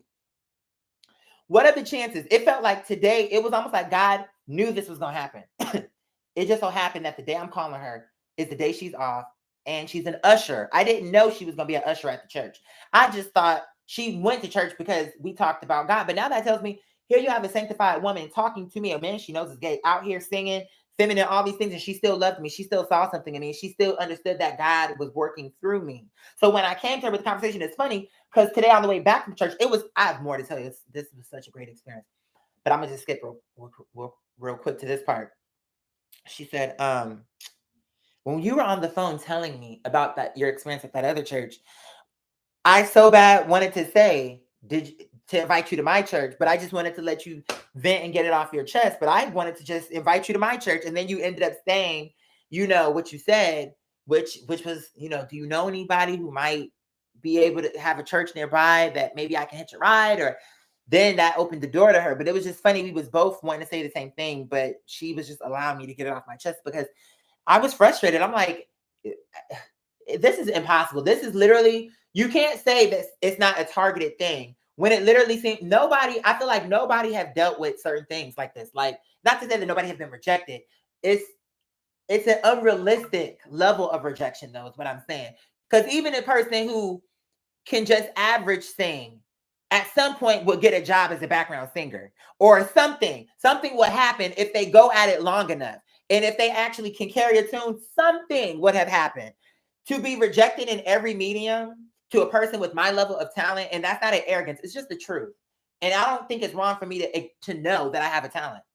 And that's why I think people get threatened by me too, because they think it's okay for them to know, but I should be ignorant of what kind of person. That would mean that I had an ability and I was untrained. If I didn't know I had the ability, that would make me like one of those X-Men that need to be trained on how to use their gift. But the thing of it is, untrained or not, it's there. So I don't see it that I don't know that I take it for a problem that to say I can do these things and I can do them well. I don't think that's a problem, but okay. So she already knew I wanted to do the choir situation and all that, and she was just telling me all the different things that they did. And I was like, it's funny because I was just getting so excited. She was talking about the food drives and packing, the members coming together and packing boxes for food and all that other stuff. And they were showing. She told me that, but then I saw on the screen today them doing it, and it just made me so happy because I'm like, on my own, I wanted to do these things, but it seemed like I couldn't get started because I never had resources or people who took me serious. But now it's a church who already have their foot in the door to help people and have a choir and have things already done. And all I literally have to do is say, I would like to go and help on this. And they're going to tell me yes. Then if nobody can stop me from helping, do you see my point? Like, it's just crazy. I never thought that should have been my first. It's just, I guess everything happens in its divine time, but in my mind, it's almost like, why wouldn't you think the church first?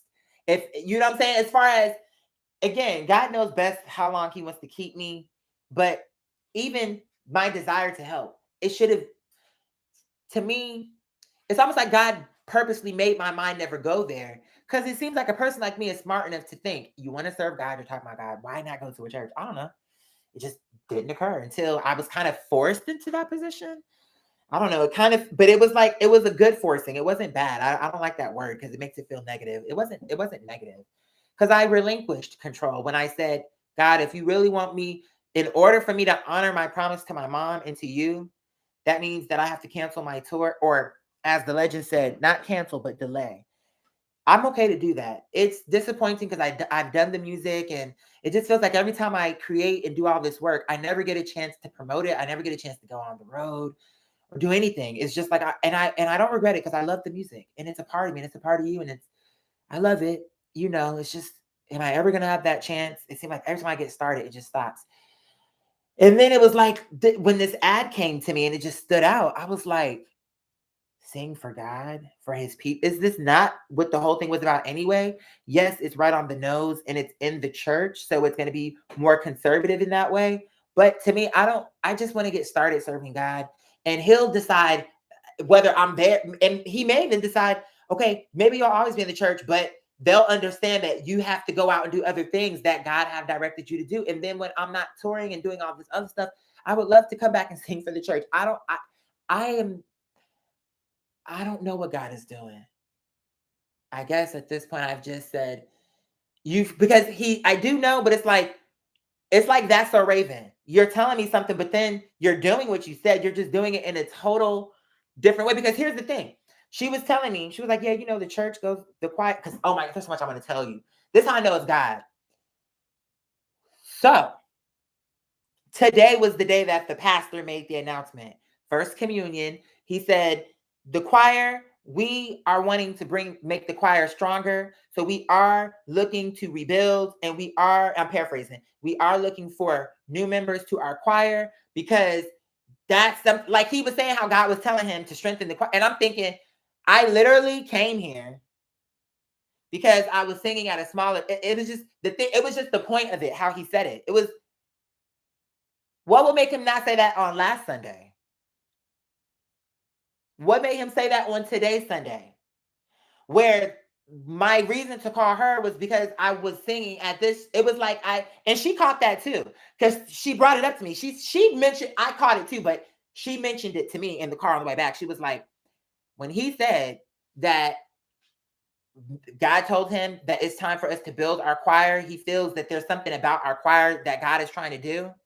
Because she was the usher, her and the ushers were behind me. So she said, when he said that, I looked right at you and was like, God is literally like, I'm telling you, I don't even want to think about it anymore. I trust God. I don't care anymore about how he's going to do it. I trust him. So it's like, okay, whatever, how it's going to go, it's going to go. And I know whatever it's going to be, it's going to be good. And I know, because I know I'm staying out of trouble. I'm honoring you. I'm literally just trying to serve you and do it right and make you proud and be an example. When the congregation sees me operating in my talent, I want them to say, God is like, to know it's true. Because that's where they're going to take it like, yes, our God is real. Our God is real. Like, I know what I'm talking about. I know what God is trying to get me to convey, and I know I can do it. So anyway, boom. He said that. And it was so many good things. The sermon was good. And everything was perfectly timed. I thought it was going to be a lot longer. I feel like when I was a kid, people made it seem like church went all day. It was a decent amount of time, but it just felt normal. Or maybe it was because I was so excited to be there, it just felt like it went by fast. But in my mind, I'm like, wait, it's over? Because when it was over, I was like, it just felt like it was supposed to be more. But I mean, they were in the sweet spot. It wasn't it wasn't, I could have gone for it to be longer because I was enjoying it. But then again, maybe everybody else had other things to do. But it's okay. It was just the point. I'm like, wow, look at this. It's like a real church. And I went from 1 minute I was singing in front, me and one other person with a pianist who is a freshman out of college. Nothing wrong with that, because you could be a protege or like what do you call it? What do you call that? A savant. You could be a savant, but this one wasn't a savant, and that's okay. He was good though. The point is I went from that to the choir got a whole. It's something what I've seen on YouTube, or even like a church I've been to when I was little and thought, wow, look how crazy that looks, like in a good way. Or I've seen in movies, like, but certainly when I looked at it this time, I looked at it different, because I looked at it like, in a little while, I'm going to be on that stage.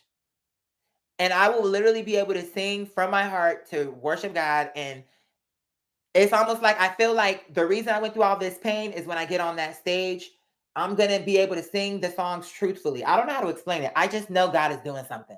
I promise you, God is doing something. And I'm so ready. I am so excited.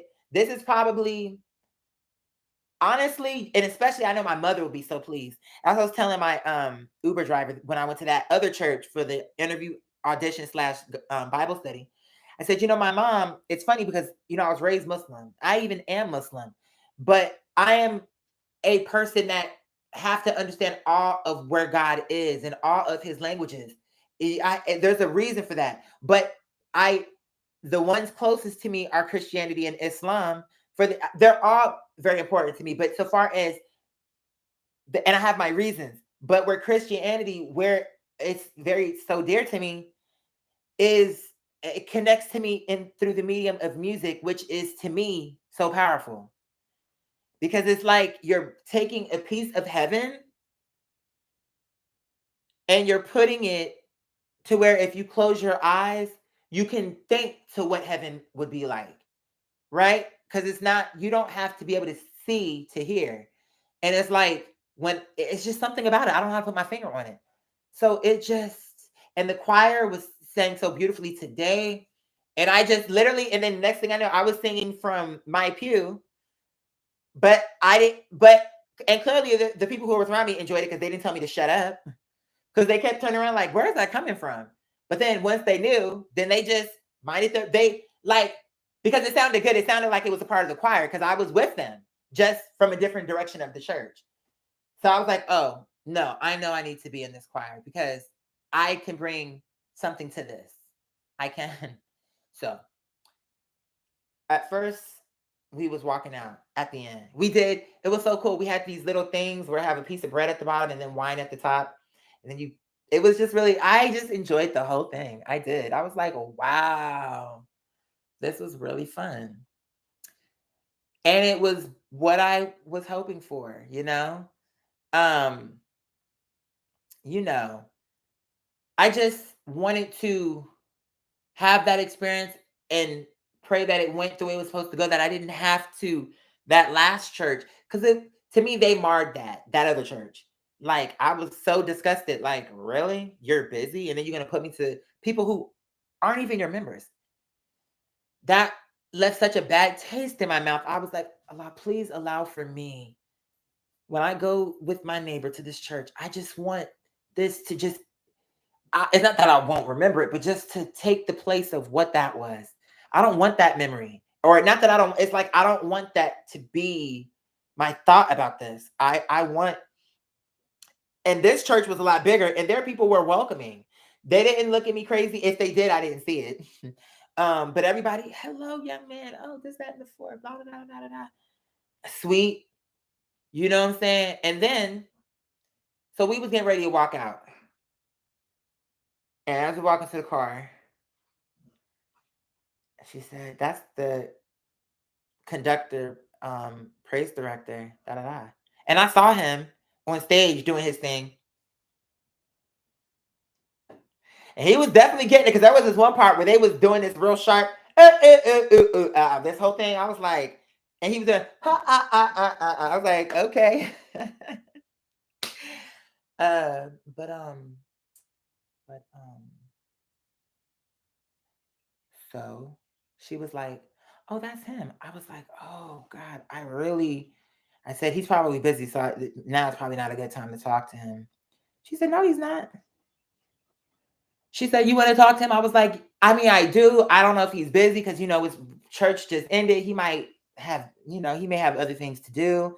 And honestly, it's my truly deepest desire to join this choir. But I don't want to my intention is to come back. I don't want to be a burden, like to church just ended, now you're in my face. But she was like, come on.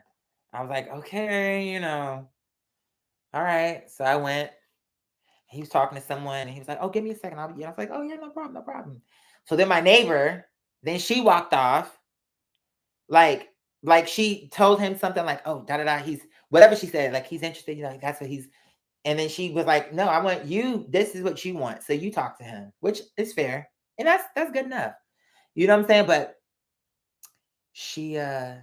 so he introduced himself and I just was coming from her. I said, listen, I'm coming here from a smaller church and this, that, and the fourth, and your choir sang so beautifully. I would sincerely love to add my ability to the church. And he looks like a serious, now this is a Black church, and this choir director, he looked like the type of way you would expect a choir director. Like he was sharp, he was in shape, and he looked like he don't play games. And that's what I like. See, I like people like that. See, I don't mind authority when you know what you're doing and I can trust you. Me seeing him lead the choir like that, and then how he carried himself and how he was, and then it was just the energy of, I'm a leader talking to a leader who I can be comfortable that when I need to listen for directives, I can trust him because he's going to know. He's going to know and he's going to be able to teach me things. It's like I may be here, but he can teach me things that can take me here or higher. I believe that. But that other guy, my singing technique is better than yours. My breathing ability, everything is more than you. So there was nothing about him that could teach me nothing. I'm not lying or being a hater. I'm being Did you hear the thing cut off when or cut on when I said that? Confirmation. I'm not lying. I'm telling you facts. So, but this guy from today, oh, he was sharp, clean. When he shook my hand, it was a real handshake. He looked me right in my face. He took when I spoke, he heard me. And he wasn't coming to me with that energy how that other choir director was, where it was like he was jealous. You know how he took me? He was looking at me. This what he said to me. So when I said all what I had to say, he said, okay, so the question is, can you sing? And I started to say something, and he was like, you sound like you can sing. He was like, you talk like you can sing. Which I've heard people say that before, but I never know what that means. Because I mean, my voice is my voice. And so I don't know what that means other than when people say it to me. But funnily enough, so anyway, he was telling me, he was like, yeah, you know, this, that, and the fourth. And it sounds like it's literally this is the perfection of God. The way from what he told me, it's literally I could not have come at a better time. Right now, he was like, you know, right now we're needing singers and we're needing some leads. I'm paraphrasing, but he was like, we're needing some lead singers because you know we do have some, but the ones that we have, we didn't already wore them out. And for the other ones that are on the mics, they're not strong enough. And so, you know, once we hear you, we can place you and figure it out.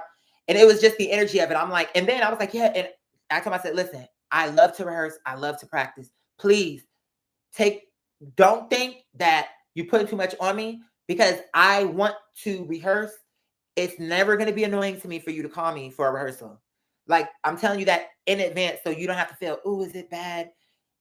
Oh, we don't want to, especially I'm right around the corner. So all I would need is a ride up there, and unless I get my Jeep up and running, which I can drive there myself, and it really wouldn't take nothing. Like it's literally around the corner. I mean, walking it's a little ways, but in a car, it would be nothing.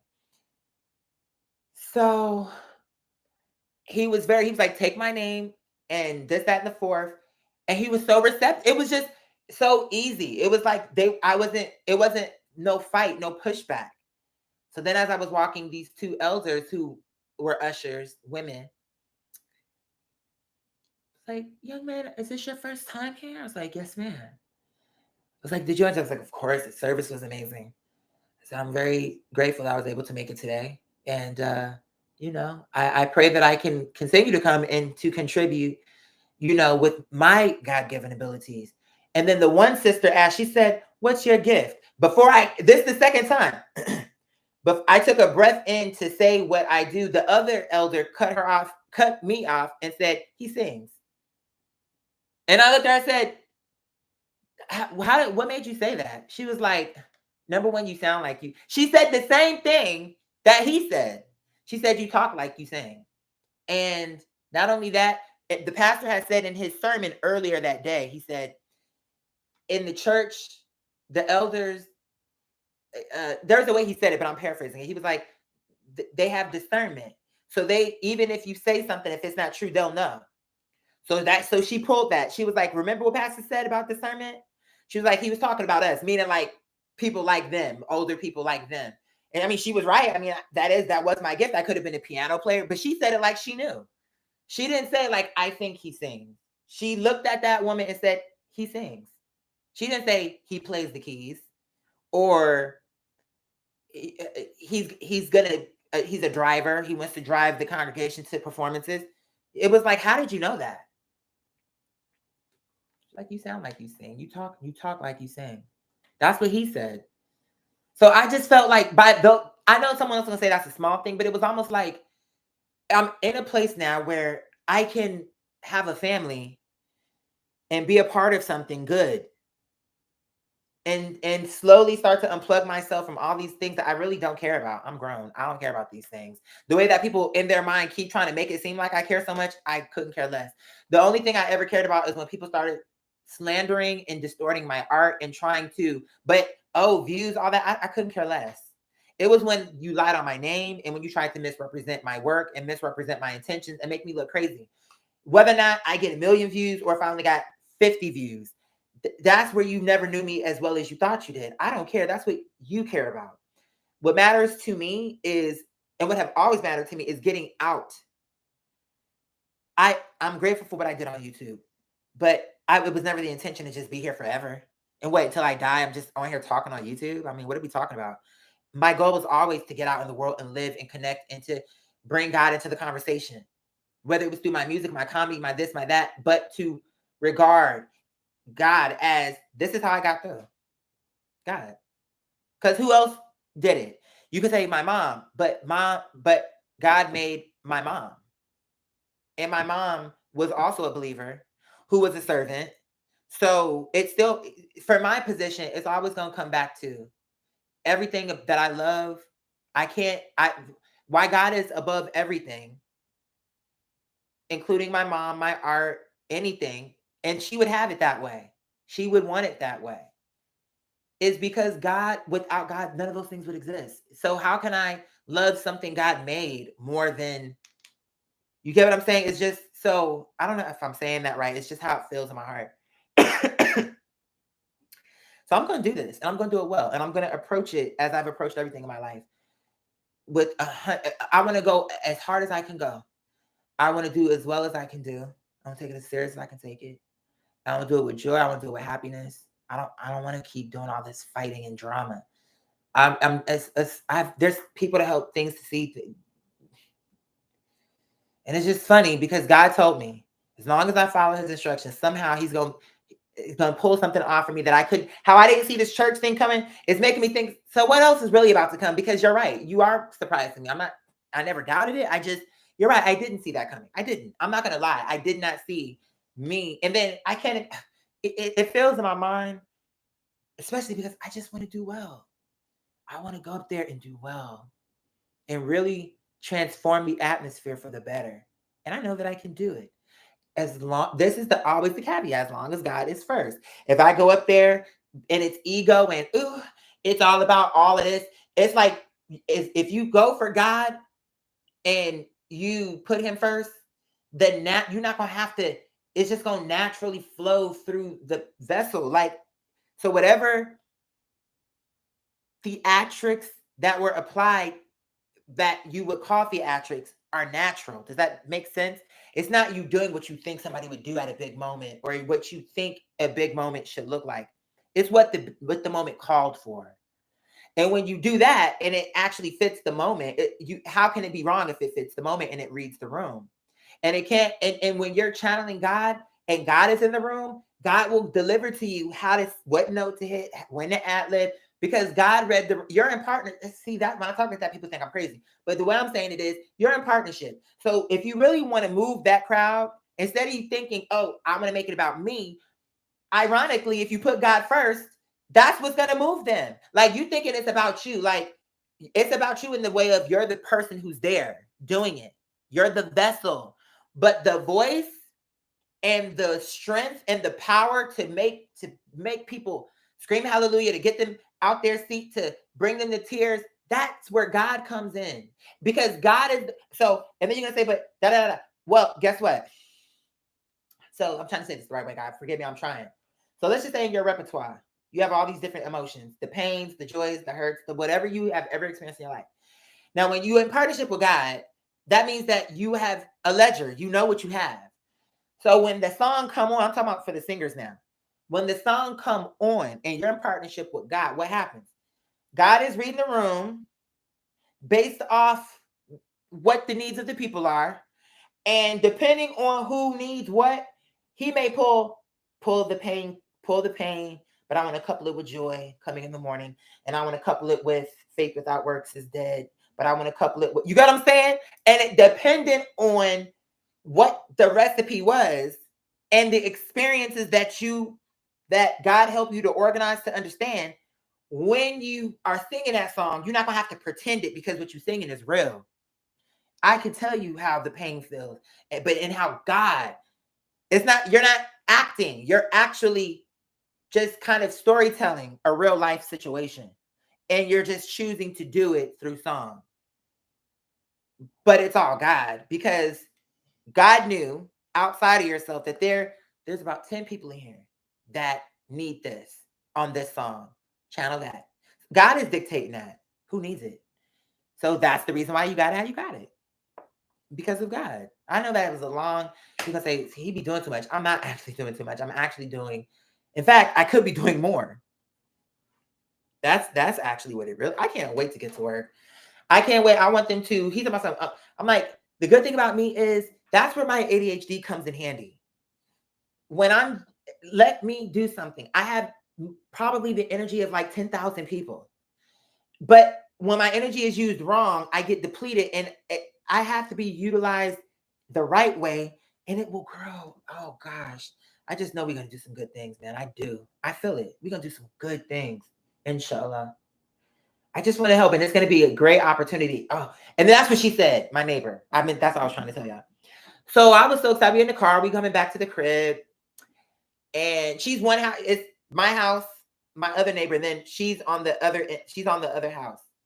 So, okay. She says to me, if I'm not working, because the choirs, sometimes they travel out of town and all that. It's like, I feel like I'm literally getting everything I want in one thing.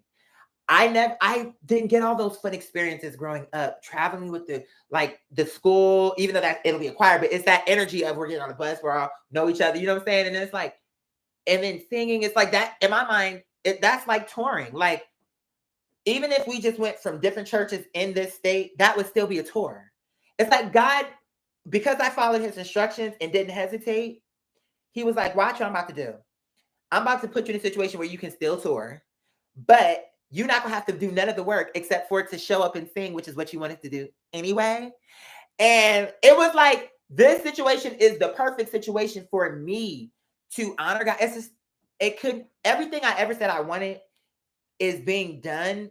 As long as I can get into a church where they allow for me to use my voice and to also, I don't want to just sing, I want to help and do things. So that means also I want to, if there's things where they're building houses or food drives or anything, I just feel like I want to do everything. Like I just want to jump in and get started.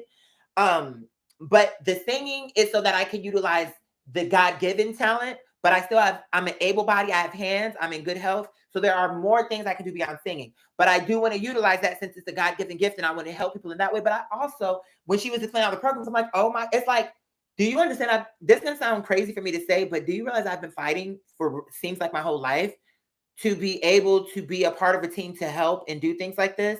And now here you are telling me that basically if I come to this church, that I can just walk up and say, I want to do it. And then no one's going to tell me no. That may sound crazy to the average person, but if you were me, you would understand what it's like to be put in that position.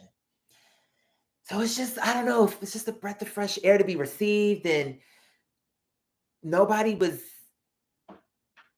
like trying to make me feel uncomfortable. And the choir director was nice and professional, but I can tell, and this is what I like people who don't play. I like that. I'm not afraid of that because I don't intend on playing with you. See, that's what I'm saying. The only time people don't like personalities that don't play is if you a playful type of nigga. Respectfully, excuse my French. That's the only time you care. Because you're not a person who you're gonna come in there and be BS and he gonna have to dig in your ass. And you already are foreseeing, oh, he gonna get on my case. I don't have time for, direct the man to be all up in my face, telling me to breathe from my diaphragm and to do that. I don't got time. It's Friday night. I don't want to do the rehearsal. You don't, because that's what he's gonna call for. And I can just look at him. It's the energy. It's the energy. The way he carries himself, the way he's up here, the way how he was when the choir was going, because I was looking, and how he was just hitting the marks. This is not and that's what I've always needed. Organization, someone who is coming into this and it's not as a hobby. He is not, he is there and he don't play. Like I can just see that. And he told me, he was like, oh yeah, today, and that's the other part. He told me today was the first time the choir came back together. So how's that not God?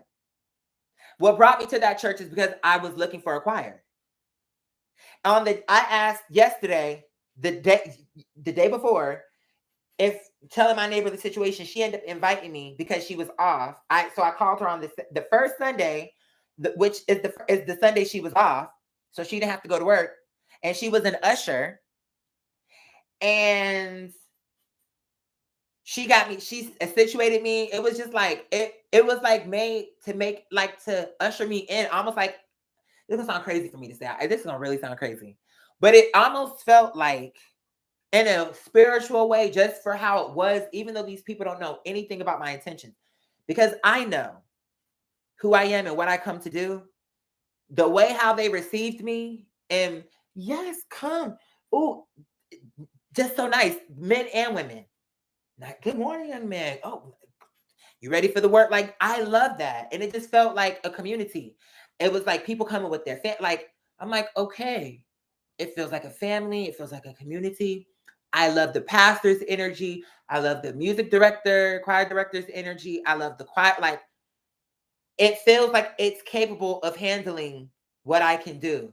Like, I can't believe it. I'm like, wow. So that's what it was. He was like, yeah, today was our first day back. He was like, we didn't even get a chance to really rehearse how we wanted. He was like, the first time we rehearsed these songs was this morning before y'all got here. So we definitely can use all the help. And I'm like, what are the chances? And this is not no small choir. So it was a decent sized choir. So he was definitely, it was just, I feel like the way, and at first, when I first saw him, I was like, okay, is because I knew he didn't, like, he was gonna be about the business. Can you sing? But I didn't know if he was gonna come like, can you sing? Like, he came nice, but he did want to know, can you sing? But then he wouldn't even let me answer. He was like, no, I know you can sing. You sound like you can sing. You talk like you can sing. That must be a church thing. Because that seems like a saying that is not rare, but what are the chances back to back? Because when I walked away from him is when the two elders pulled me to the side. Is this your first time here, son? Did you enjoy the service? And that's when I was like, yes, I was so excited. And, da da da da da da. And then I went into, I just want to be able to utilize my gift for God and blah, blah, blah. And then that's when it came up. But it's just, is that a church saying you talk like you can sing? You sound like you can sing? Because I feel like I know maybe I've heard that before somewhere, but it just doesn't seem like a very popular thing to say. Or maybe it is. I don't know. Oh, I'm so honored. I'm probably gonna take a nap. Oh man. But not before I finish this. Maybe I said this already, maybe I did, but I'm just for my own sanity. My neighbor, so when we got back to my house, we were talking about church and how it went, and it was just so good. And I was like, oh my God, I can't believe this. And I was expecting maybe by my third time to speak to the director, the choir director, but I'm gonna have to call you back, my love. I'm live. Um, so you know, she came to me and she was like, if I'm not working on the days when y'all travel, I can take you, you know, um, I can take you, whatever the case may be. And it just felt like, and she told me, and for your robe, if you're having some trouble, don't worry about that. I'll get your robe. Like, that makes me emotional. Like, when she saw how really genuinely excited I was to be in the choir, it was just, then she was like, okay, if you with your robe, I'll take care of that. Like, that, just even her doing that would make me, I would already take care of the robe anyway if I paid for it. But that she would come out of her own pocket would just, I feel like I'm taking it as an angel, a woman of God, a servant of God, put her hard-earned money to this. So it just make me see it different. Like, my first ever real gospel. I don't know how to explain that. Like, one of those things was like, remember this. This is an important moment. I know people are like, why is he so? This is nothing to be excited about. I know people probably thinking I'm too excited about this, but why shouldn't I be? Why shouldn't I have a high expectation and think this is gonna work out for the best? I feel so good about this, and I just finally want the stability of, okay, this is my community, and we look out for each other in real life. We know each other.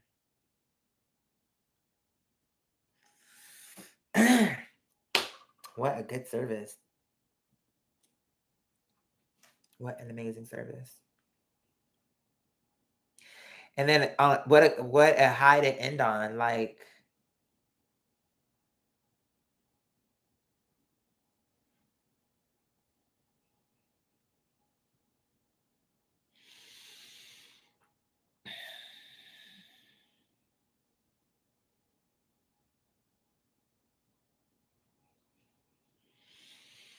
just thinking how funny God is. It's like you be tricking even me.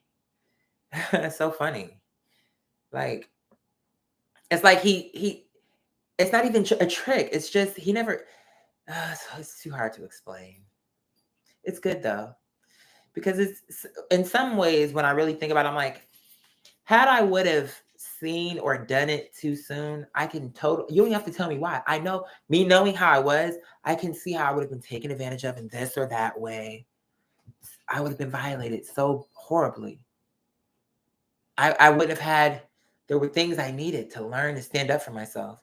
I stood up for myself in this way, but I didn't yet have the eye or the, is it wherewithal? I'm looking for the word to stand up to those that I considered were a friend.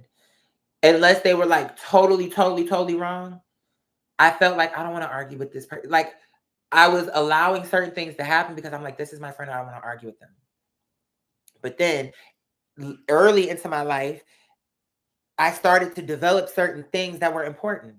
Girl, fuck her. Friend or no friend. Respectfully. I don't have to be this bitch little hoe friend. You don't want to talk to me and all of this other stuff. Why? Because you were using me, and when I told you I couldn't do the thing what you were using me for anymore because I was busy, now you want to have a hissy fit? Well, good. Who cares? Was that supposed to mean something to me? I'm so sorry because I didn't recognize. I actually missed it. Sincerely, I'm not even playing with you. That's how you got to get. Because I'm at a point now where it's like, I do not care. I do not care. I know who I am. I know that I'm a kind person. I know that I'm respectful. I know that I'm honest. Whoever wants to misinterpret that and see it another way, that's fine. They don't know me. Who cares what they say or think? They don't know me. So ultimately, like I said, with this jump, I just want to throw myself into it and have a good time. You know, life is about to get, inshallah, really interesting, really fun.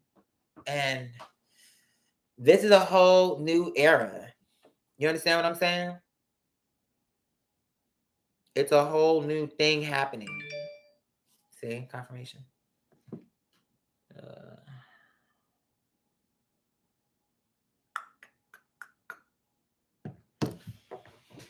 okay, I'm probably gonna get ready to go soon, family. I love y'all so much. Calm down, babies. I'm coming. I'm coming. And you do deserve my time, but just, hey, move. You're not in trouble. Those heavy tails, man, those tails are so heavy. Just be knock, knock, knock, knock, knock. I'm trying to figure out what God is doing with me. I'm like, so what's about to happen? Don't tell me you about to what? I'm not about to be no priest up in here, am I? What's happening? Like, I need to understand. Maybe not all at once. Matter of fact, no, I don't. I take it back. I don't need to know. It's gonna work out. However it's supposed to, it'll work out. I need a nap. I need to take them out, chill with them, take a nap. I think I'll probably read some more of the Quran and the Bible, and then just enjoy the day. Clean up some. It's Sunday, so not gonna hear from any attorneys. Not gonna be getting any mail.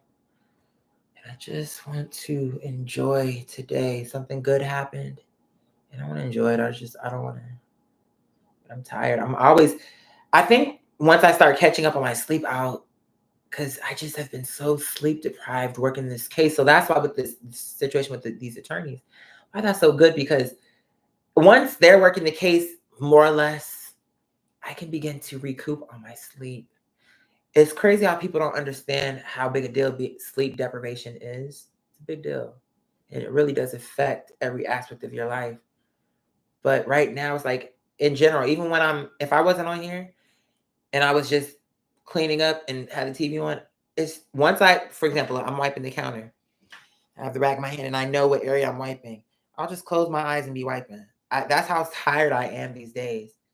I'll catch that in that way. So when people say, let me say I'm tweaking, I'm like, you moron. Like, if I wanted to force myself, I could, but why should I have to? I don't care what people think about me. So I don't give a damn. That right there is slander. But ultimately, I know who I am and I know that what it is. And I know that it's because I'm working so hard and I'm literally not sleeping. Learn 11 songs, come to church, be dropped a mile away. You know what I'm saying? Walk in the cold, be rained on, sing the songs, all this drama. Oh, get kicked out of the church group. It's like all this energy being expelled. Call my neighbor the next day. That Sunday, be up by 6 so we can go to church. Then we have to make sure we speak to this person, that person, so we can join the choir. I mean, there's a lot. It's like, and I'm up for the challenge. But when I'm sitting here on camera and I decide, as my mother would say, to rest my eyes, because this would actually be what resting your eyes be. Typically, the funny thing about resting your eyes is typically when people say that they're actually sleeping. But if I'm talking to you with my eyes closed, how is that not the definition of resting my eyes? So this is where I can't deal with people. I'm like, girl, meanwhile, you really are a crackhead in real life. Respectfully, and I'm not even trying to be mean. But you mad about it because you see me, you know I don't do hardcore drugs, girl. And I don't even smoke weed at this point because I done went way past the point of me stopping. At first I was like, well, I'm gonna just do it for a little month, then turn to 2 months, and now I guess we working on 3. So I just am gonna go with spirit. I do figure what I would do with that is just make edibles. I'll buy weed, but to make edibles so I don't have to smoke it for my voice. Not because I'm against it. And like I said, I wouldn't be against maybe a contact, but something where I would have to directly do it, you know. But my thing is between alcohol and weed, and if you want to throw shrooms in there, that's fine. But these girls who want to judge me are strung out on coke, pills, heroin, angel dust, sherm, whippets. Oh yeah.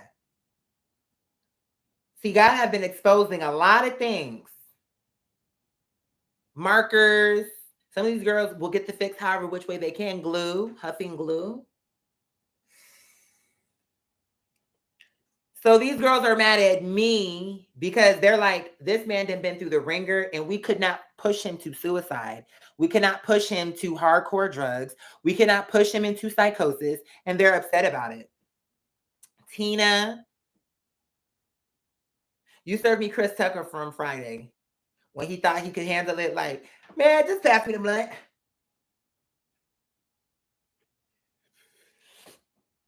Up here talking, playing rent. Pass the blunt back to the Angelinos. Then he talking about something. Ah, what's that? Ah! And you deserve to be laughed at. Because they tried to warn you. Sweetheart, I was only playing, sweetie. They thinking that something's happening to me. I'm okay, baby. I'm okay, sweetheart. Because they told Joe Lil, but you was too grown. You was too grown. So I said, boy, just hand me the weed. Hand me the weed. All right. If anyone was going to ever hand me a blunt, I would be thankful for them to tell me if it was some extra, because I don't believe in that. Don't hand somebody something that's laced. Just because they like weed don't mean they do coke. And that may be okay for you. And I'm like, if that's you, that's you. But how dare you? You don't do that to people. So I'm saying they want to make me out. And I haven't even smoked weed in months now. And get down, sweetheart. You're not in trouble. I'm okay. Get down. You know what I'm saying? And it's like these people, oh, he this, he that. I'm like, girl, you're the one with track marks and cut marks, and you're the one with all the suicide attempts. You're the one who been locked up for the 5150. You're the one who is psychotic. So what are you trying to put it to me for? When what it is you just didn't like it because you threw everything at me, and for less, you snapped under pressure. For less than what I am dealing with, you snapped. But you can't take the fact that I'm still standing within my right mind and still have joy and still have a future in my. I'm not thinking my future is over. I'm still looking out as if there's more to do. And you can't take it that I didn't succumb, that I wasn't subdued, that you couldn't do that. It doesn't matter if you, in your mind, delayed me, because again, what the enemy meant for evil, you don't know. In your mind, you delayed me, but what if it was all meant to push me into this church? Because you don't know what's going to happen once I get up in there and I give everything to God and his people. You don't know how it's going to turn. And it's not a matter of finding a place to perform. It's going to be a consistent place for me to show up every Sunday. And maybe even multiple days out the week, and maybe even different churches. And I won't even have to worry about planning any of it. All I literally have to do is show up and perform. And then it won't come down to whether or not some random trolls on YouTube who are all tone deaf and can't sing at all to judge me. It'll be to people who are honest and who know good singers when they hear them. And now this is a Black church. And so therefore, when they come talk about you can sing, you can sing. And it's not going to really too much matter with some strangers who know that I can sing, going to act like I can't. When clearly, if I'm out here doing this solo, the truth have already been decided. And the truth ain't in you. You get what I'm saying? For these people who make it seem like, oh, he cannot sing. Why does he keep thinking that? Why do I keep thinking it? Because I can. It's not even thinking. I know I can sing. What are you talking about? It's weird. But that's how people are. And I'm just grateful this church was awesome. It ended too quick that, maybe it didn't. And I just lost track of time because it was just the pace of it. Maybe it was an hour and 2 hours. I don't know. It just felt maybe like 30 minutes, but it couldn't have been that short. But it just felt like they came, boom, boom, hallelujah. Everybody was into it. The word came, and then I blinked and it was over. I'm like, people were like, amen, amen. Everyone's getting up, walking. I'm like, it's over? But it only just started, it feels like.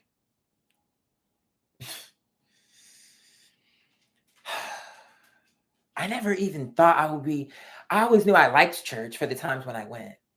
But it's just, for some reason, this feels totally different. It feels like I am like, oh my God, I can't wait to go back to church. Like in real life.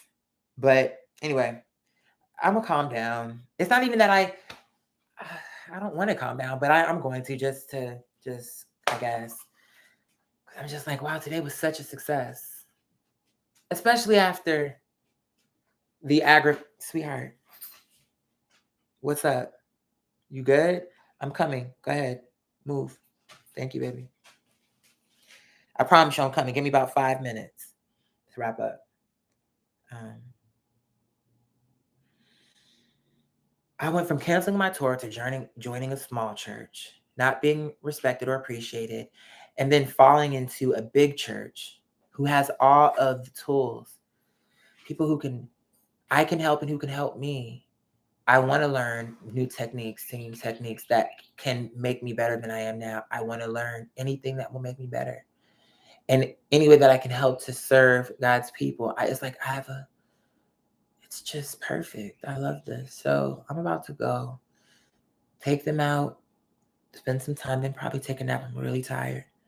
And then just pray for me, y'all. Just keep praying for me that in this, I don't want any hiccups. I want it to go. The work, I don't mind. I want to do the work. In fact, the work excites me. So that's why I was telling the choir director, please don't ever think, at least where I am concerned, oh, a time thing. Just give me some heads up so I'm not out and about and I'm there. Because I love to rehearse. The more we rehearse, the more we can do our job and make it right for the members and for God. And so let's get it right. And he was like, we appreciate that, but we're respectful of the members' time and rehearsal and all that. So we won't abuse your time. I'm like, okay, maybe not abuse, but I don't think you're getting it. As you see me, as we work together, you'll learn this about me. I genuinely love to rehearse. We can do it 30 times if you wanted the same song. Just if it meant that the song, when we did it live, really connected with the audience and the way that God wanted. I don't care about that. In fact, I like it because then it's like God is saying we're taking it serious. So, yeah. Pray for me. It's a big deal. It's a big, big deal. I hate that other church operated the way they did, but I know that God did that for a reason. Okay, I'm tired, you guys. I gotta go. I love you so much. Please enjoy the rest of your Sunday. I'm like, because I'm sorry to say Friday, but I'm like, no, that was the other church, the small church. The big church is Sunday today. Thank you for your time. Thank you for your prayers. I really just pray for me. Pray for each other and pray for yourself as well. But also throw me in there and throw some prayers up because I can use them. And ensuring that I don't have no problems with this. I just want it to go good. I just really want it to go good. I love you. Talk soon. Thank you for all the love and support, family. Y'all be safe out in the world. Yeah, how do they always know when I'm getting? Look, how do you, sir? You come here. You want to say bye? Come on. You want to say bye? How does he know? I love you too, sweetheart. Come on, Finny. You want to say bye? Come on, sweetheart. Good girl. Yappa, you want to say bye? Come here, Yappa. Come on, sweetheart. Come on, Yappa. Good girl. Love you, sweetie.